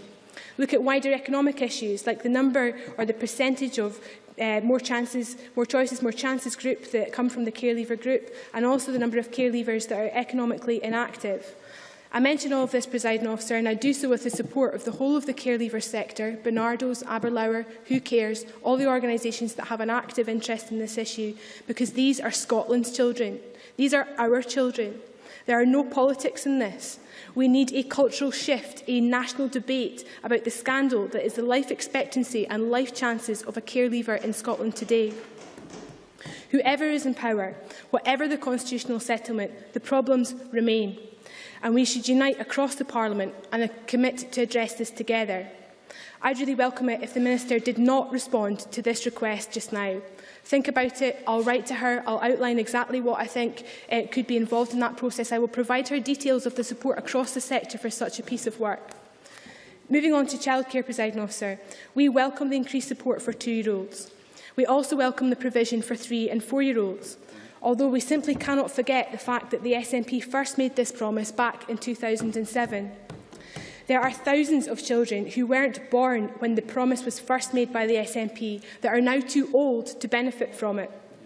That takes me to after-school care.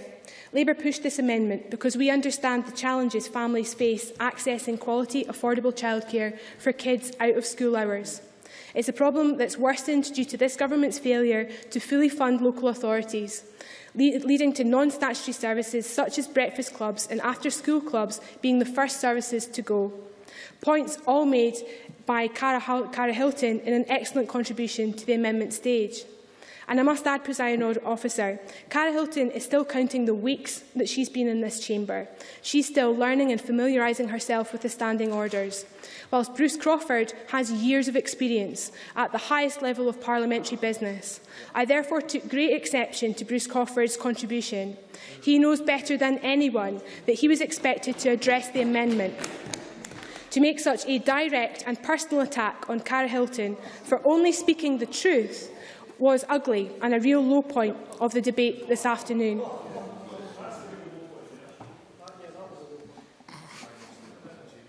Presiding Officer, I hear from a sedentary position that I'm slagging off somebody who isn't in the chamber. I'm afraid it's his choice not to be here just now. And I really did take exception to that point.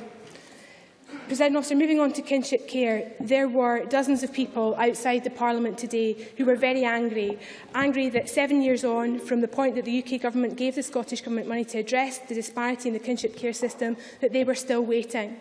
There is undoubtedly a postcode lottery around kinship care across Scotland. We have different definitions of what it means to be a kinship carer. We have different eligibility criteria, and we have different systems of recompense and financial support for people who are looking after children whose parents are simply unable to look after them themselves. These are people who are doing a great act of public service every single day, and all they are asking for is the money to make ends meet. I really don't think it's too much to ask, and it's something that I regret that we have not been able to address today, but I'm sure we'll return to it in the future. On the issue of the named person, Presiding Officer, the Labour Party supported the principle of this at stage 1, and we did so again at stage 2, but we were not uncritical of it. We raised serious points made by people in the sector about the degree to which it was resourced. I believe very strongly that the SNP government failed to advocate their own policy effectively enough. I think we could have done a much better job of that. They failed in the months that have taken us to today, and I'm afraid they failed again today to justify this policy. And I think that's a real shame. And I think that going forward from today, the guidance around how this will be implemented will really matter.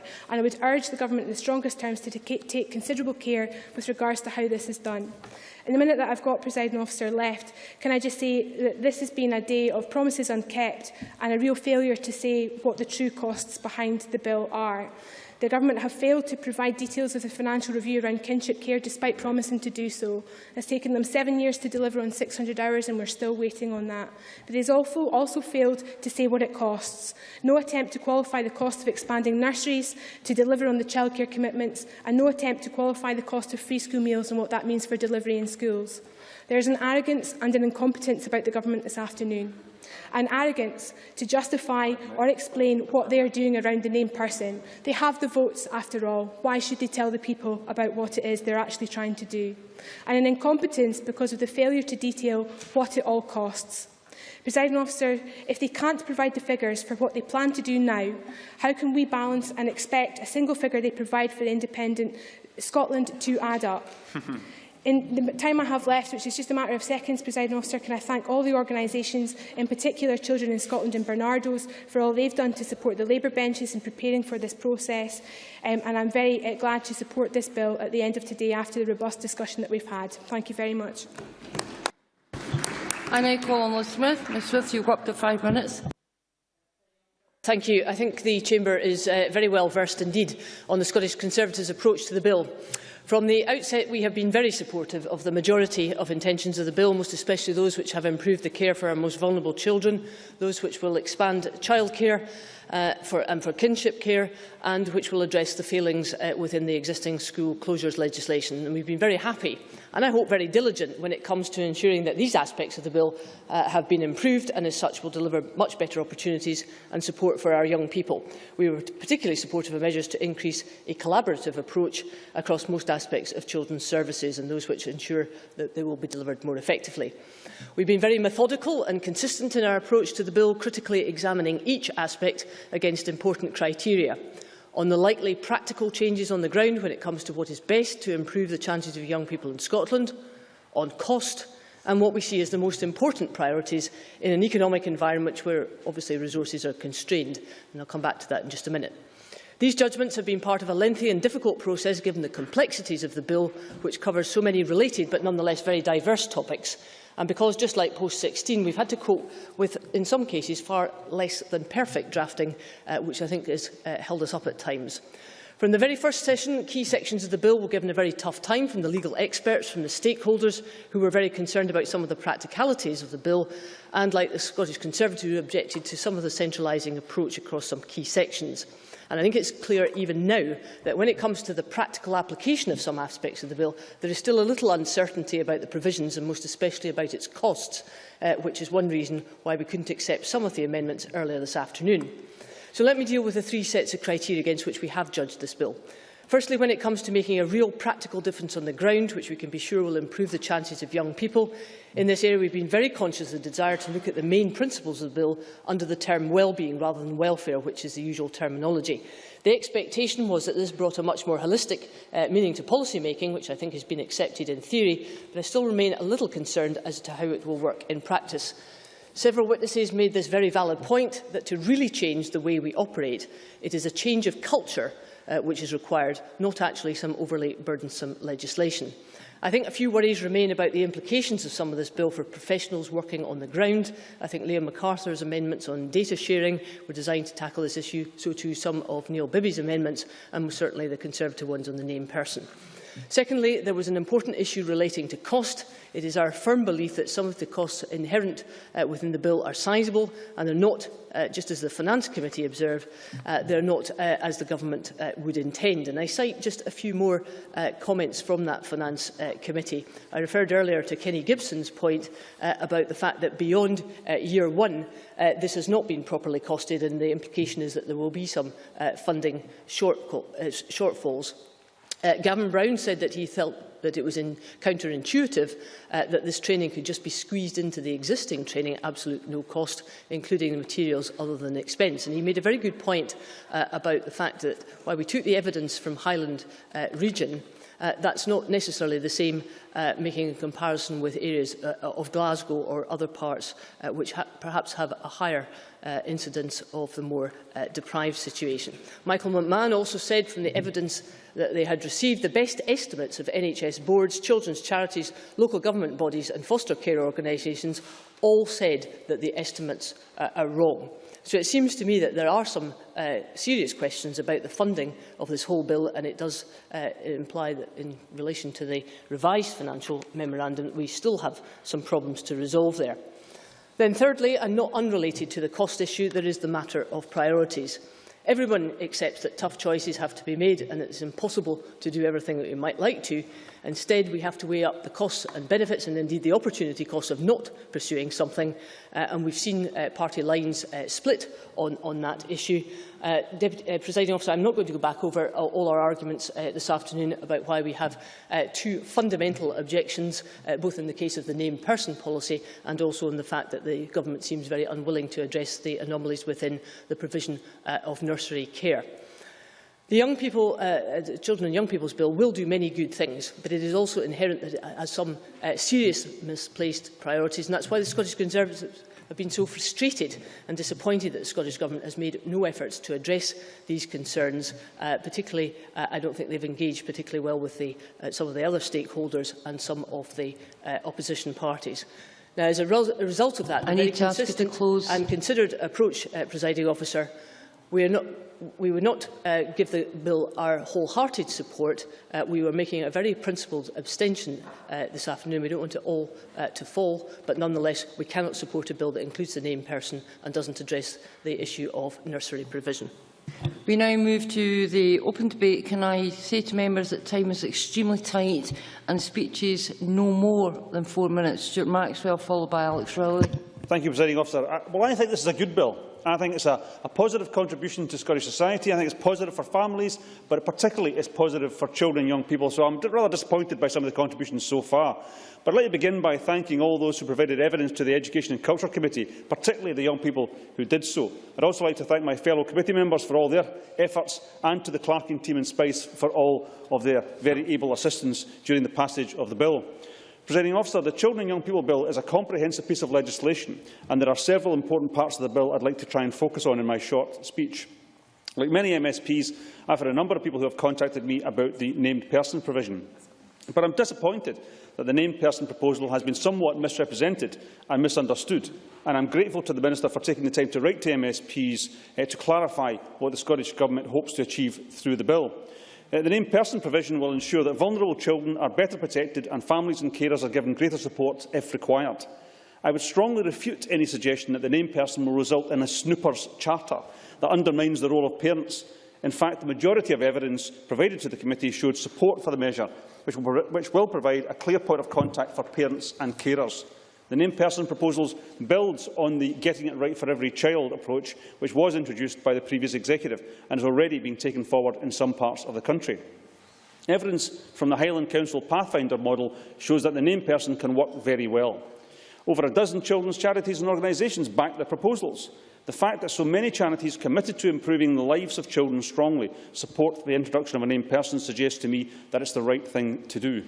The named person does not mean a social worker for every child, and it is in no way intended to usurp the role of parents and carers. If it was the case that it was usurping the role of parents and carers, nobody in this chamber, I believe, would support such legislation, and I certainly wouldn't, so that is not what is happening here. Instead, it provides support when needed by a family and will assist in early recognition where children are at risk in order to prevent them from coming to harm. The fact is that most children will never need the named person, and the majority of families will be unaffected by the change in legislation. But what it will do is ensure that a point of contact is available to provide support to those families that need it. I welcome the Minister's assurances that parents who do not want to engage with the named person, however, are under no obligation to do so. The Scottish Government has, I believe, worked well with stakeholders and strikes the right balance in this bill between protecting privacy and ensuring a child's safety and well-being. It is clear to me that the implementation of GIRFIC across Scotland represents a positive step forward, helping to ensure that the child welfare continues to be prioritised and that no child who needs it is left without support. I want to talk a little bit about data sharing, however. Highland Council's written evidence highlighted that the named person role has put in place a clear process so that information about a child is passed to the right person. Improved information sharing between health, education, justice and social work services for vulnerable youngsters is to be welcomed. Better coordination of public services will help to ensure that relevant information is shared in a more targeted way. and only under the right circumstances when an appropriate need is identified. Because of this, it is expected that less information will be passed around, not more, which is what has been demonstrated by the Pathfinder in Highland. Excuse me. Contrary to what has been reported, the Minister has indeed clarified that there is no plan to introduce any national database of children's personal information, yet another scare story that has been spread around this particular bill. Now, I am delighted that the bill will deliver a positive change for care leavers, allowing young people in care to receive support for longer, and Martin Crew, Director of Barnardo's, has said that these changes represent the biggest shake-up in the sector for 2 decades, helping to transform the lives of some of Scotland's most vulnerable young people. In closing, Presiding Officer, I am delighted that we are passing this bill today. It will make a positive impact for Scotland's children and young people, and I hope all members should really be supporting this bill today. I now call Alex Rowley to be followed by Liam MacArthur. Members will wish to note this is Mr Rowley's first speech in the Chamber. Alex Rowley.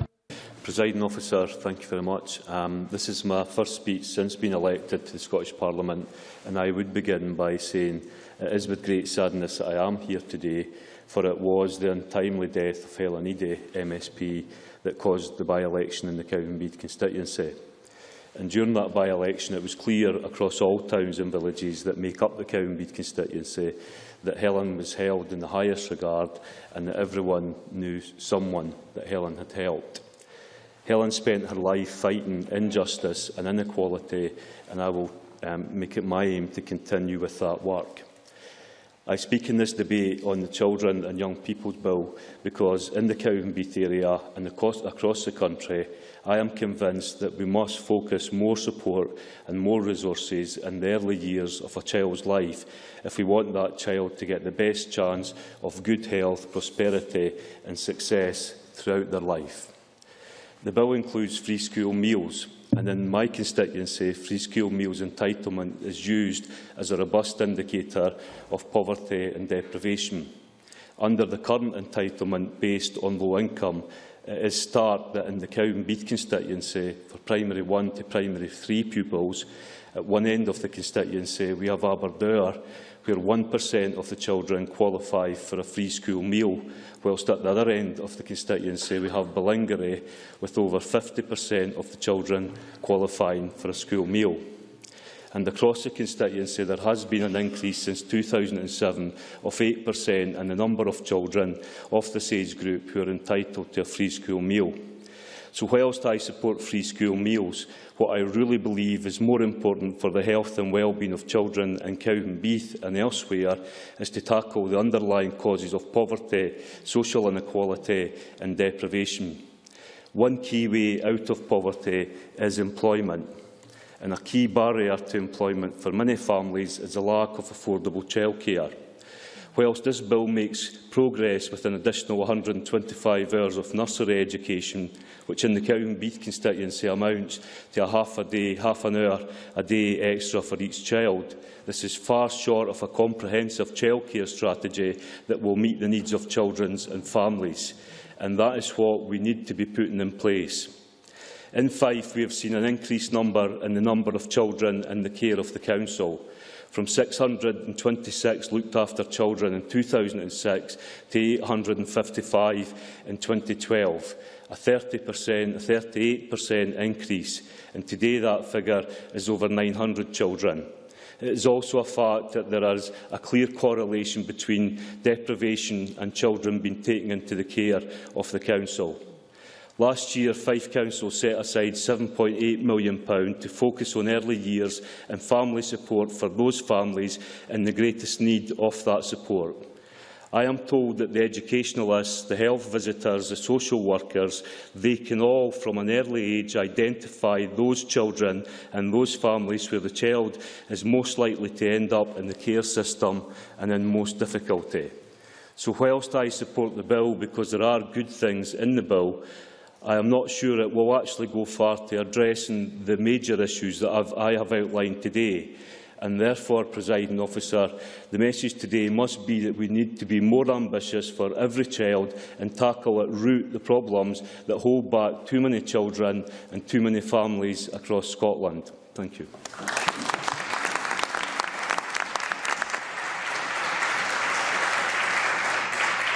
Thank you. I now call Liam MacArthur to be followed by Joe McAlpine. Thank you, Presiding Officer. I've put on record my admiration for Helen Eady and how this Parliament is the poorer for her absence, but that should not be taken as a reflection on Alex Rowley's obvious talents, and I'm sure he will be an effective and assiduous advocate for his Fife constituents, and I congratulate him on a very forceful maiden speech.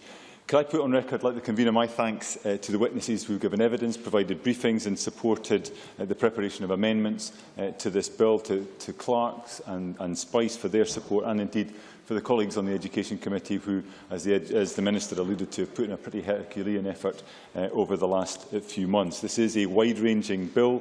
It is one, the principles of which I have supported from the outset, albeit that I had concerns, I think, like probably most members did at the outset. Many of those have been addressed, some perhaps less so.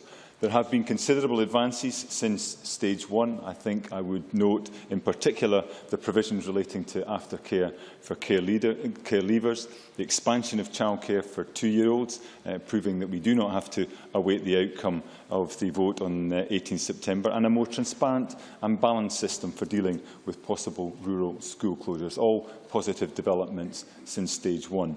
There has been an element of which the process has felt somewhat unsatisfactory. The Minister talked of a collaborative approach, and at times it's been difficult to see the evidence for that, with opposition amendment after opposition amendment being rejected, which was disappointing for those of us moving the amendments. I think it also struck many of the third sector organisations as somewhat surprising, and I think that has given rise to concerns about certain aspects of the bill, and I'll touch on a couple of those. One, in relation to children's rights, and I still, as I said earlier on this afternoon, don't feel that we've made the advances in this area that we should. The Law Society, Faculty of Advocates have pointed to this, and even to a suggestion there's been a dilution of children's rights. The rejection of incorporation of specific rights under the UNCRC, Articles 3 and 12, the rejection of any reporting duties, and the rejection of child right impact assessments, I think have not helped in that respect, and probably help explain the Commissioner for Young People's view that this, in terms of children's rights, represents a missed opportunity.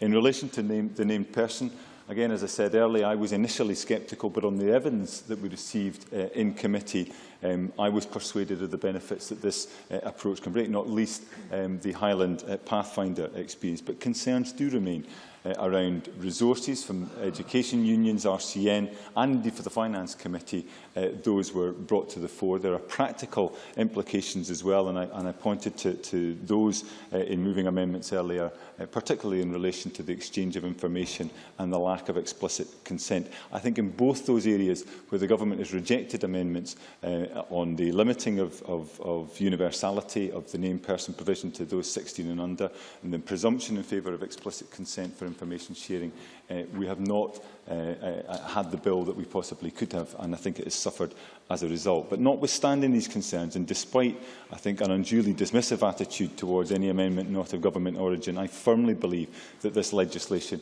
will help deliver real and significant benefits. And can I perhaps dwell on a couple of those now?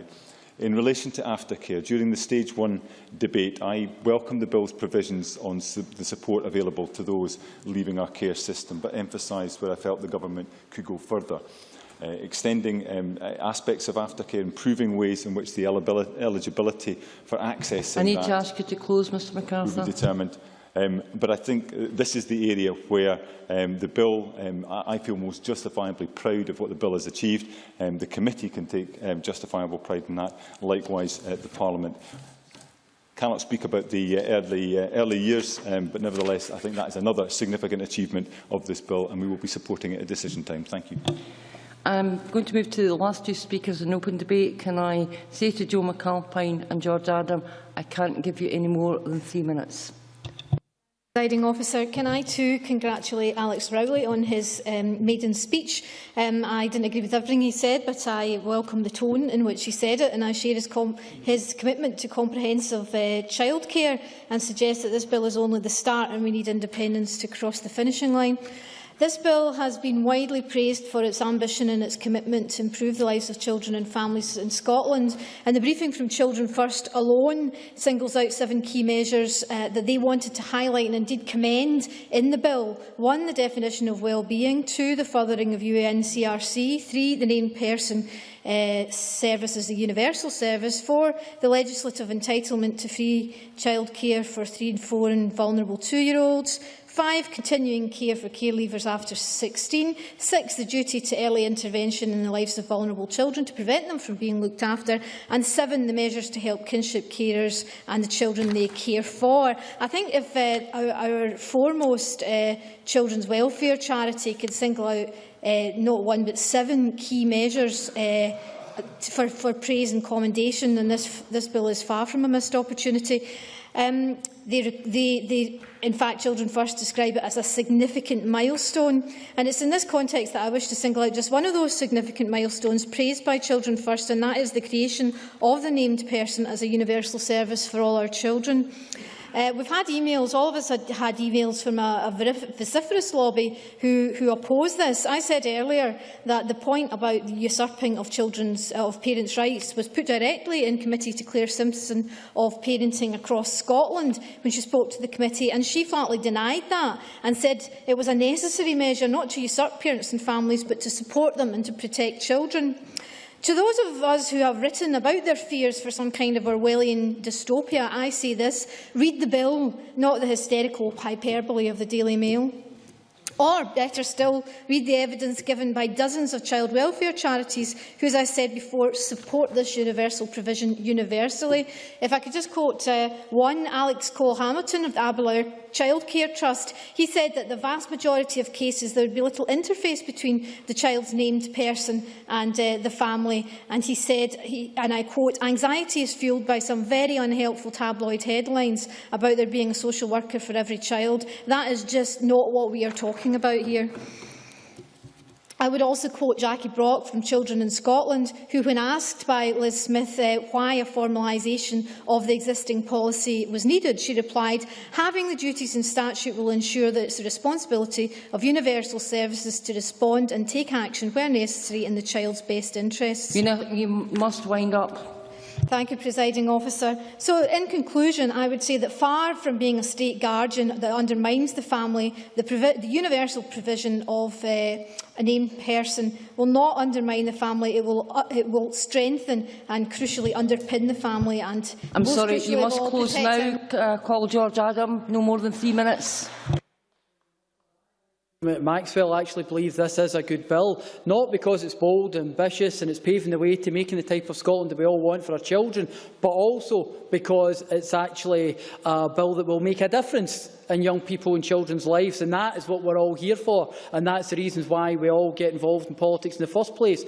I would like to talk about the named person as well, because I believe that this idea can actually make such a difference to a lot of children and young people, whether it be tragic cases that we hear from in the past, and the support needed to young men and young women and also families involved. I've recently, or it was towards the end of last year, went to Bernardo's Outside In project in Polmont, working in Polmont and Colton Vale. And I met the young men and women there who had actually told me some of the situations that they had got themselves into. You know, would a named person help the young man whose pregnant girlfriend was abused and he believed that violence was the only way to deal with the situation? Would the named person possibly help the young woman whose mother had died and then ended up feeling that she had to be violent to someone else when they actually gave her a difficult time at school? Would the named person help? I believe it would. I believe that support would ensure that these two young people maybe not end up in places like Colton Vale and Polmont Prison. And you can only see how these young people have developed with that Outside In project when they have been given that support and given that opportunity. So I believe the named person can make that difference. One of the other things I want to discuss as well, Presiding Officer, is the fact that in the Education Committee we had one of the world-leading remaining parts where the care leavers will be supported until 21. You know, we had a situation over the Education Committee's work where we had 2 inquiries about looked after children and young people. And we heard stories from the young people, how it affected them and what actually happened to them over that period. And that had a dramatic effect on all of us, every single one of us in the committee, because we heard how it made a difference in their life and how they felt when they went out of care and they were just left out in the cruel adult world.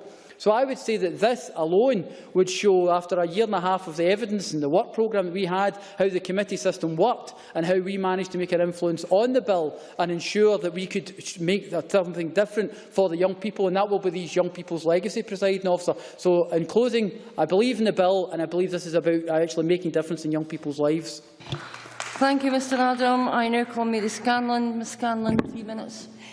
Thank you, Presiding Officer. In the 3 minutes that I have, can I first of all congratulate Alec Rowley on his maiden speech. I sat beside Helen Eady for 4 years, 2007 to 11, on the Health Committee, and from what I knew of Helen, I think she would be very proud of the speech that you made today. Can I next raise an issue that Kezia Dugdale mentioned when she spoke passionately about care leavers?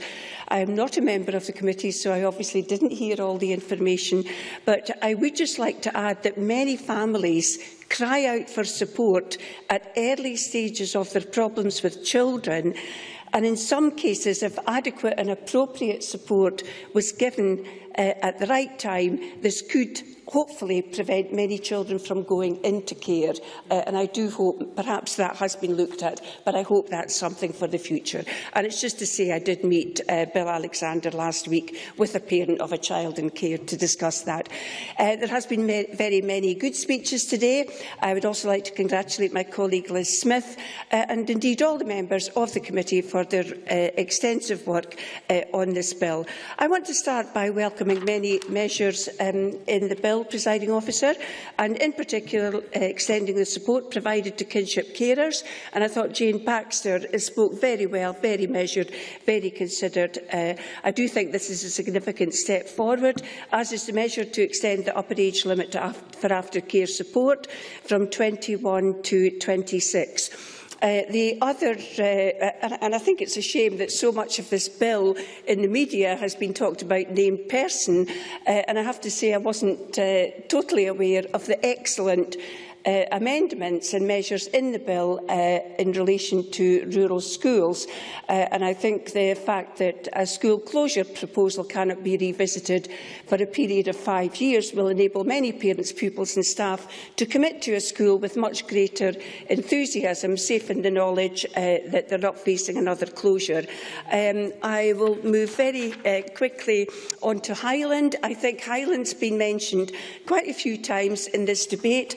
I would remind the Chamber that in Highland we have a unique lead agency of the Council looking after children and NHS Highland looking after adults. So I think to use that example and assume it applies to the rest of Scotland is not quite true, and I have about 20 seconds left.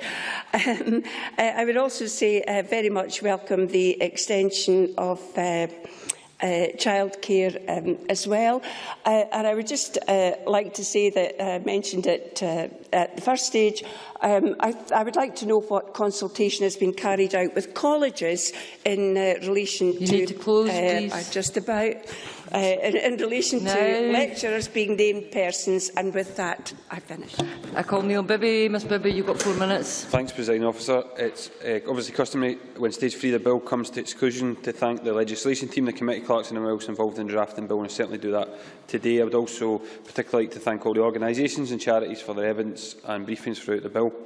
Can I also at the start pay tribute to my newly elected colleague for Cowdenbeath, Alec Rowley, on his powerful and insightful maiden speech, as well as his very eloquent tribute to the late Helen Eady. His vast experience and expertise in this area, I'm sure, will lead him to be a great asset in this chamber. Of course, during stage 1 chamber debate, this bill, Cara Hilton also made a passionate and committed speech as Labour's new MSP for Dunfermline. 2 new Labour MSPs in 2 chamber debates on this bill. I believe it ably demonstrates the importance and commitment that the Labour Party and its representatives place on improving life chances for our children and young people, that both our new members chose to speak on this bill. Labour will vote for this bill at decision time for this reason, because there are some positive elements to it. However, as we have said, this bill is only as good as far as it goes, and on this side of the chamber we are certainly not blind to its many failings. We believe this bill will be viewed as a missed opportunity in a number of areas. We and a number of organisations have serious concerns about resource and practical issues which have not been addressed by the Government, none more so than the incompetent financial memorandum, and we still believe it lacks ambition. Presiding Officer, as my Labour colleagues and I have said throughout this bill, we share the SNP's Government's ambition to make Scotland the best place for our children to grow up in. We want to make that a reality. The Scottish Government have often said, too many times to count, that they want to meet that ambition. And at stage one, the Minister said this was the first principle that guided the bill. My Labour colleagues and I, of course, very much enthusiastically share that ambition. But the Minister and the Scottish Government then need to match all that rhetoric with a bit more reality. This Children and Young People bill won't do that. And if I'm being truthfully honest, won't even come close. I'm not saying it could, but as Alex Rowley said, there are still big challenges that now lie ahead for this Government and Parliament, and I do not believe this will provide the transformational change that Aileen Campbell is suggesting it will. There are, of course, welcome measures in it. I welcome very much the extension of support for care leavers, and I want to thank Who Cares Scotland and the care leavers themselves for advocating forcefully and powerfully why those changes should happen. We clearly have more to do to help look after children in the months and years ahead as well. There are big challenges in terms of the implementation of the named person rule. We all recognise that was the most controversial part of the bill. I hope the Government are right with regards to the improvement such a statutory role will bring, but they can say they have not been warned about practical issues and resource issues about that we discussed earlier. And if the named person role has been misrepresented or understood, as Stuart Maxwell has said, I think the Scottish Government need to look at themselves and actually reflect on why that was the case, because they have failed to make a proper and coherent case about that. On kinship carers, there are big challenges ahead. Kinship carers have been sceptical about these proposals. They want to see the outcome of the financial review. We are pleased that the Scottish Government have finally got round to implementing their 2007 commitment of 600 hours. But as I said at the outset, you won't solve the childcare problems of 2014 with a 7-year-old policy. You need to bring your remarks to a close. On early learning and childcare, this was a missed opportunity, and on out-of-school care, this was a missed opportunity. This bill won't be regarded as a landmark piece of legislation, but a landmark opportunity missed. In the years ahead, Labour looks forward to progressing the issues not addressed by the SNP Government in this bill. I now move to Mike Russell, Cabinet Secretary. If you could continue until 8:29. Thank you. Thank you, Presiding Officer. Can I start with some traditional and slightly untraditional thanks? I certainly thank the Bill team, I thank the committee, I thank members who have been here today, but I want to thank all those organisations, some of which are in the gallery today, some individuals in the gallery today who have been most influential in shaping this landmark piece of legislation. The Government is engaged with 2,400 young people, 1,500 parents, 150 organisations. I want to say to them this afternoon, this is a good bill. It's a very good bill. And we should commend everybody who's taken part and everybody who's been part in shaping that bill. What we shouldn't do is run down the work that those organisations have done and those individuals have done. We should work together and celebrate, because that's traditionally what we do at the end of a bill process. We celebrate the progress that has been made. Liz Smith said, quite correctly, not everything is perfect. But when I hear a bill that has taken so much time and so much effort, including from my colleague Aileen Campbell, whom I really want to commend, she has been formidable in shaping this bill. She has argued and fought for this bill with everybody, including me, and she has produced a wonderful piece of work. But she owes it. Now, you see, it's very sad. It's very sad that Labour members want to laugh at that work. Because I want to come on in a moment. And commend Alex Rowley's maiden speech, because I thought Alex Rowley got the tone right. I don't want to embarrass Alex Rowley, but he and I have form. He and I worked together, or rather sometimes against each other, when he was Labour General Secretary and I was SNP Chief Executive. And we proved, despite our differences, that we could on occasion work together for Scotland. And that's what this bill has been. It's been a process of working together for Scotland. And I think the thing that neither Alec Rowley or I want to do is to demonise our opponents. And alas, that's what we've heard this afternoon. And that is a very sad thing, because when it happens, then you don't make progress. And we have made progress today. What have we achieved? From 2015, teenagers in residential foster or kinship care who turn 16 gain new rights. They've worked hard to get those. The Parliament's listened. New duties placed on ministers and the wider public sector to promote children's rights, something I've argued for since I came into this Parliament in 1999. Kinship carers gaining enhanced legal entitlements and an involvement in the process. I met kinship carers this morning to talk to them about it. Scotland's National Adoption Register placed in statute. Counselling and other support provided for vulnerable children and their families. Improved provision of advice and help when needed. Strengthened legislation on school closures and the school meals provision. Those are all significant achievements, and we should say well done to everybody involved in them. What we shouldn't do is demonise our opponents. When I first came into this chamber in 2009, I learned a lot of lessons, and one of them I learned was from the man who is now First Minister. During a debate, he said to me there was an old maxim at Westminster that said, the vote followed the voice. And that means if you believe in something and you think it's right, then you speak up for it and then you vote for it. And I believe the named person provision is right. I didn't originally believe that. I needed some persuading by others, by Ian Campbell. But then I went to that hotbed of revolution, Forfar, and saw it in operation in Forfar. And it was profoundly moving to speak to a young man who had been enormously helped by the provision of the named person legislation. So I want to say well done to those who supported the named person legislation. I want to say well done to those who have talked for it and argued for it. When I listened to Neil Bibby this afternoon, I couldn't decide whether he was for it or against it. The vote follows the voice. Have some courage to speak up for what you believe in. Now, I want to say to Liz Smith, I know she profoundly disagrees with this provision, and I'm sorry about that. And I would, if I had time, Presiding Officer, repeat the commitments that Aidan Campbell has made, because I do believe this is something that will be very helpful and very useful, and I don't for a second believe it will interfere with family life or suborn the rights of parents, otherwise I would not have supported it. So I think, with respect, that the Tories are wrong about this. And if they could nudge their way from a principled abstention to support, then I think they'd be helping the young people of Scotland. Let me say in conclusion, Presiding Officer, this has been an important step forward for Scotland. It's been an important step forward for this chamber, and it's been particularly important for all those organisations and individuals who've engaged with the Parliament, who've helped to build a piece of legislation and made it even better than it was when it started. We should say thank you to them. What we shouldn't do is have that dismal, negative approach we've heard, alas, from Mr Bibby and from Kezia Dugdale. Because what that does is, it doesn't actually demean the chamber, it demeans them. That concludes the debate on the Children and Young People Scotland Bill. The next item of business is consideration of Business Motion 9067 in the name of Joe Fitzpatrick on behalf of the Parliamentary Bureau, setting out a revision of the business programme for Thursday 20 February. Anybody who wants to speak against the motion, should press the request to speak button now. And I call on Joe Fitzpatrick to move motion number 9067. Moved. No member has asked to speak against the motion. Therefore, I now put the question to the Chamber. The question is that motion number 9067, in the name of Joe Fitzpatrick, be agreed to.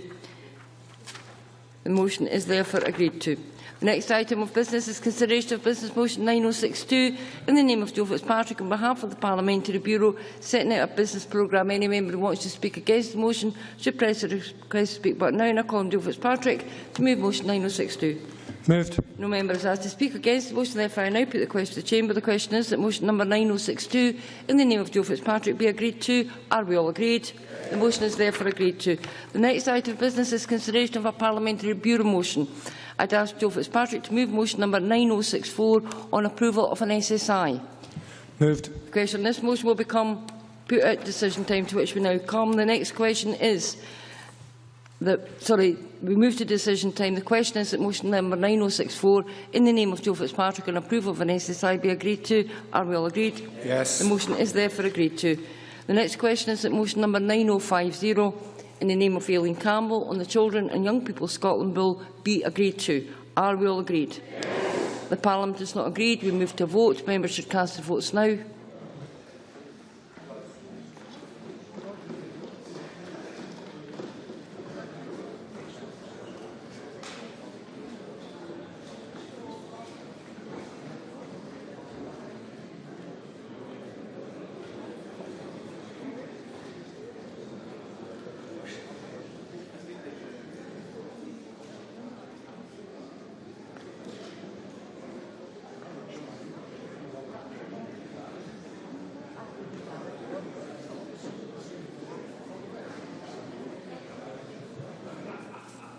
The result of the vote on motion number 9050 in the name of Aileen Campbell is as follows.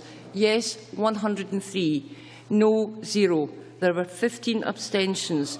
The motion is therefore agreed to, and the Children and Young People Scotland Bill is passed.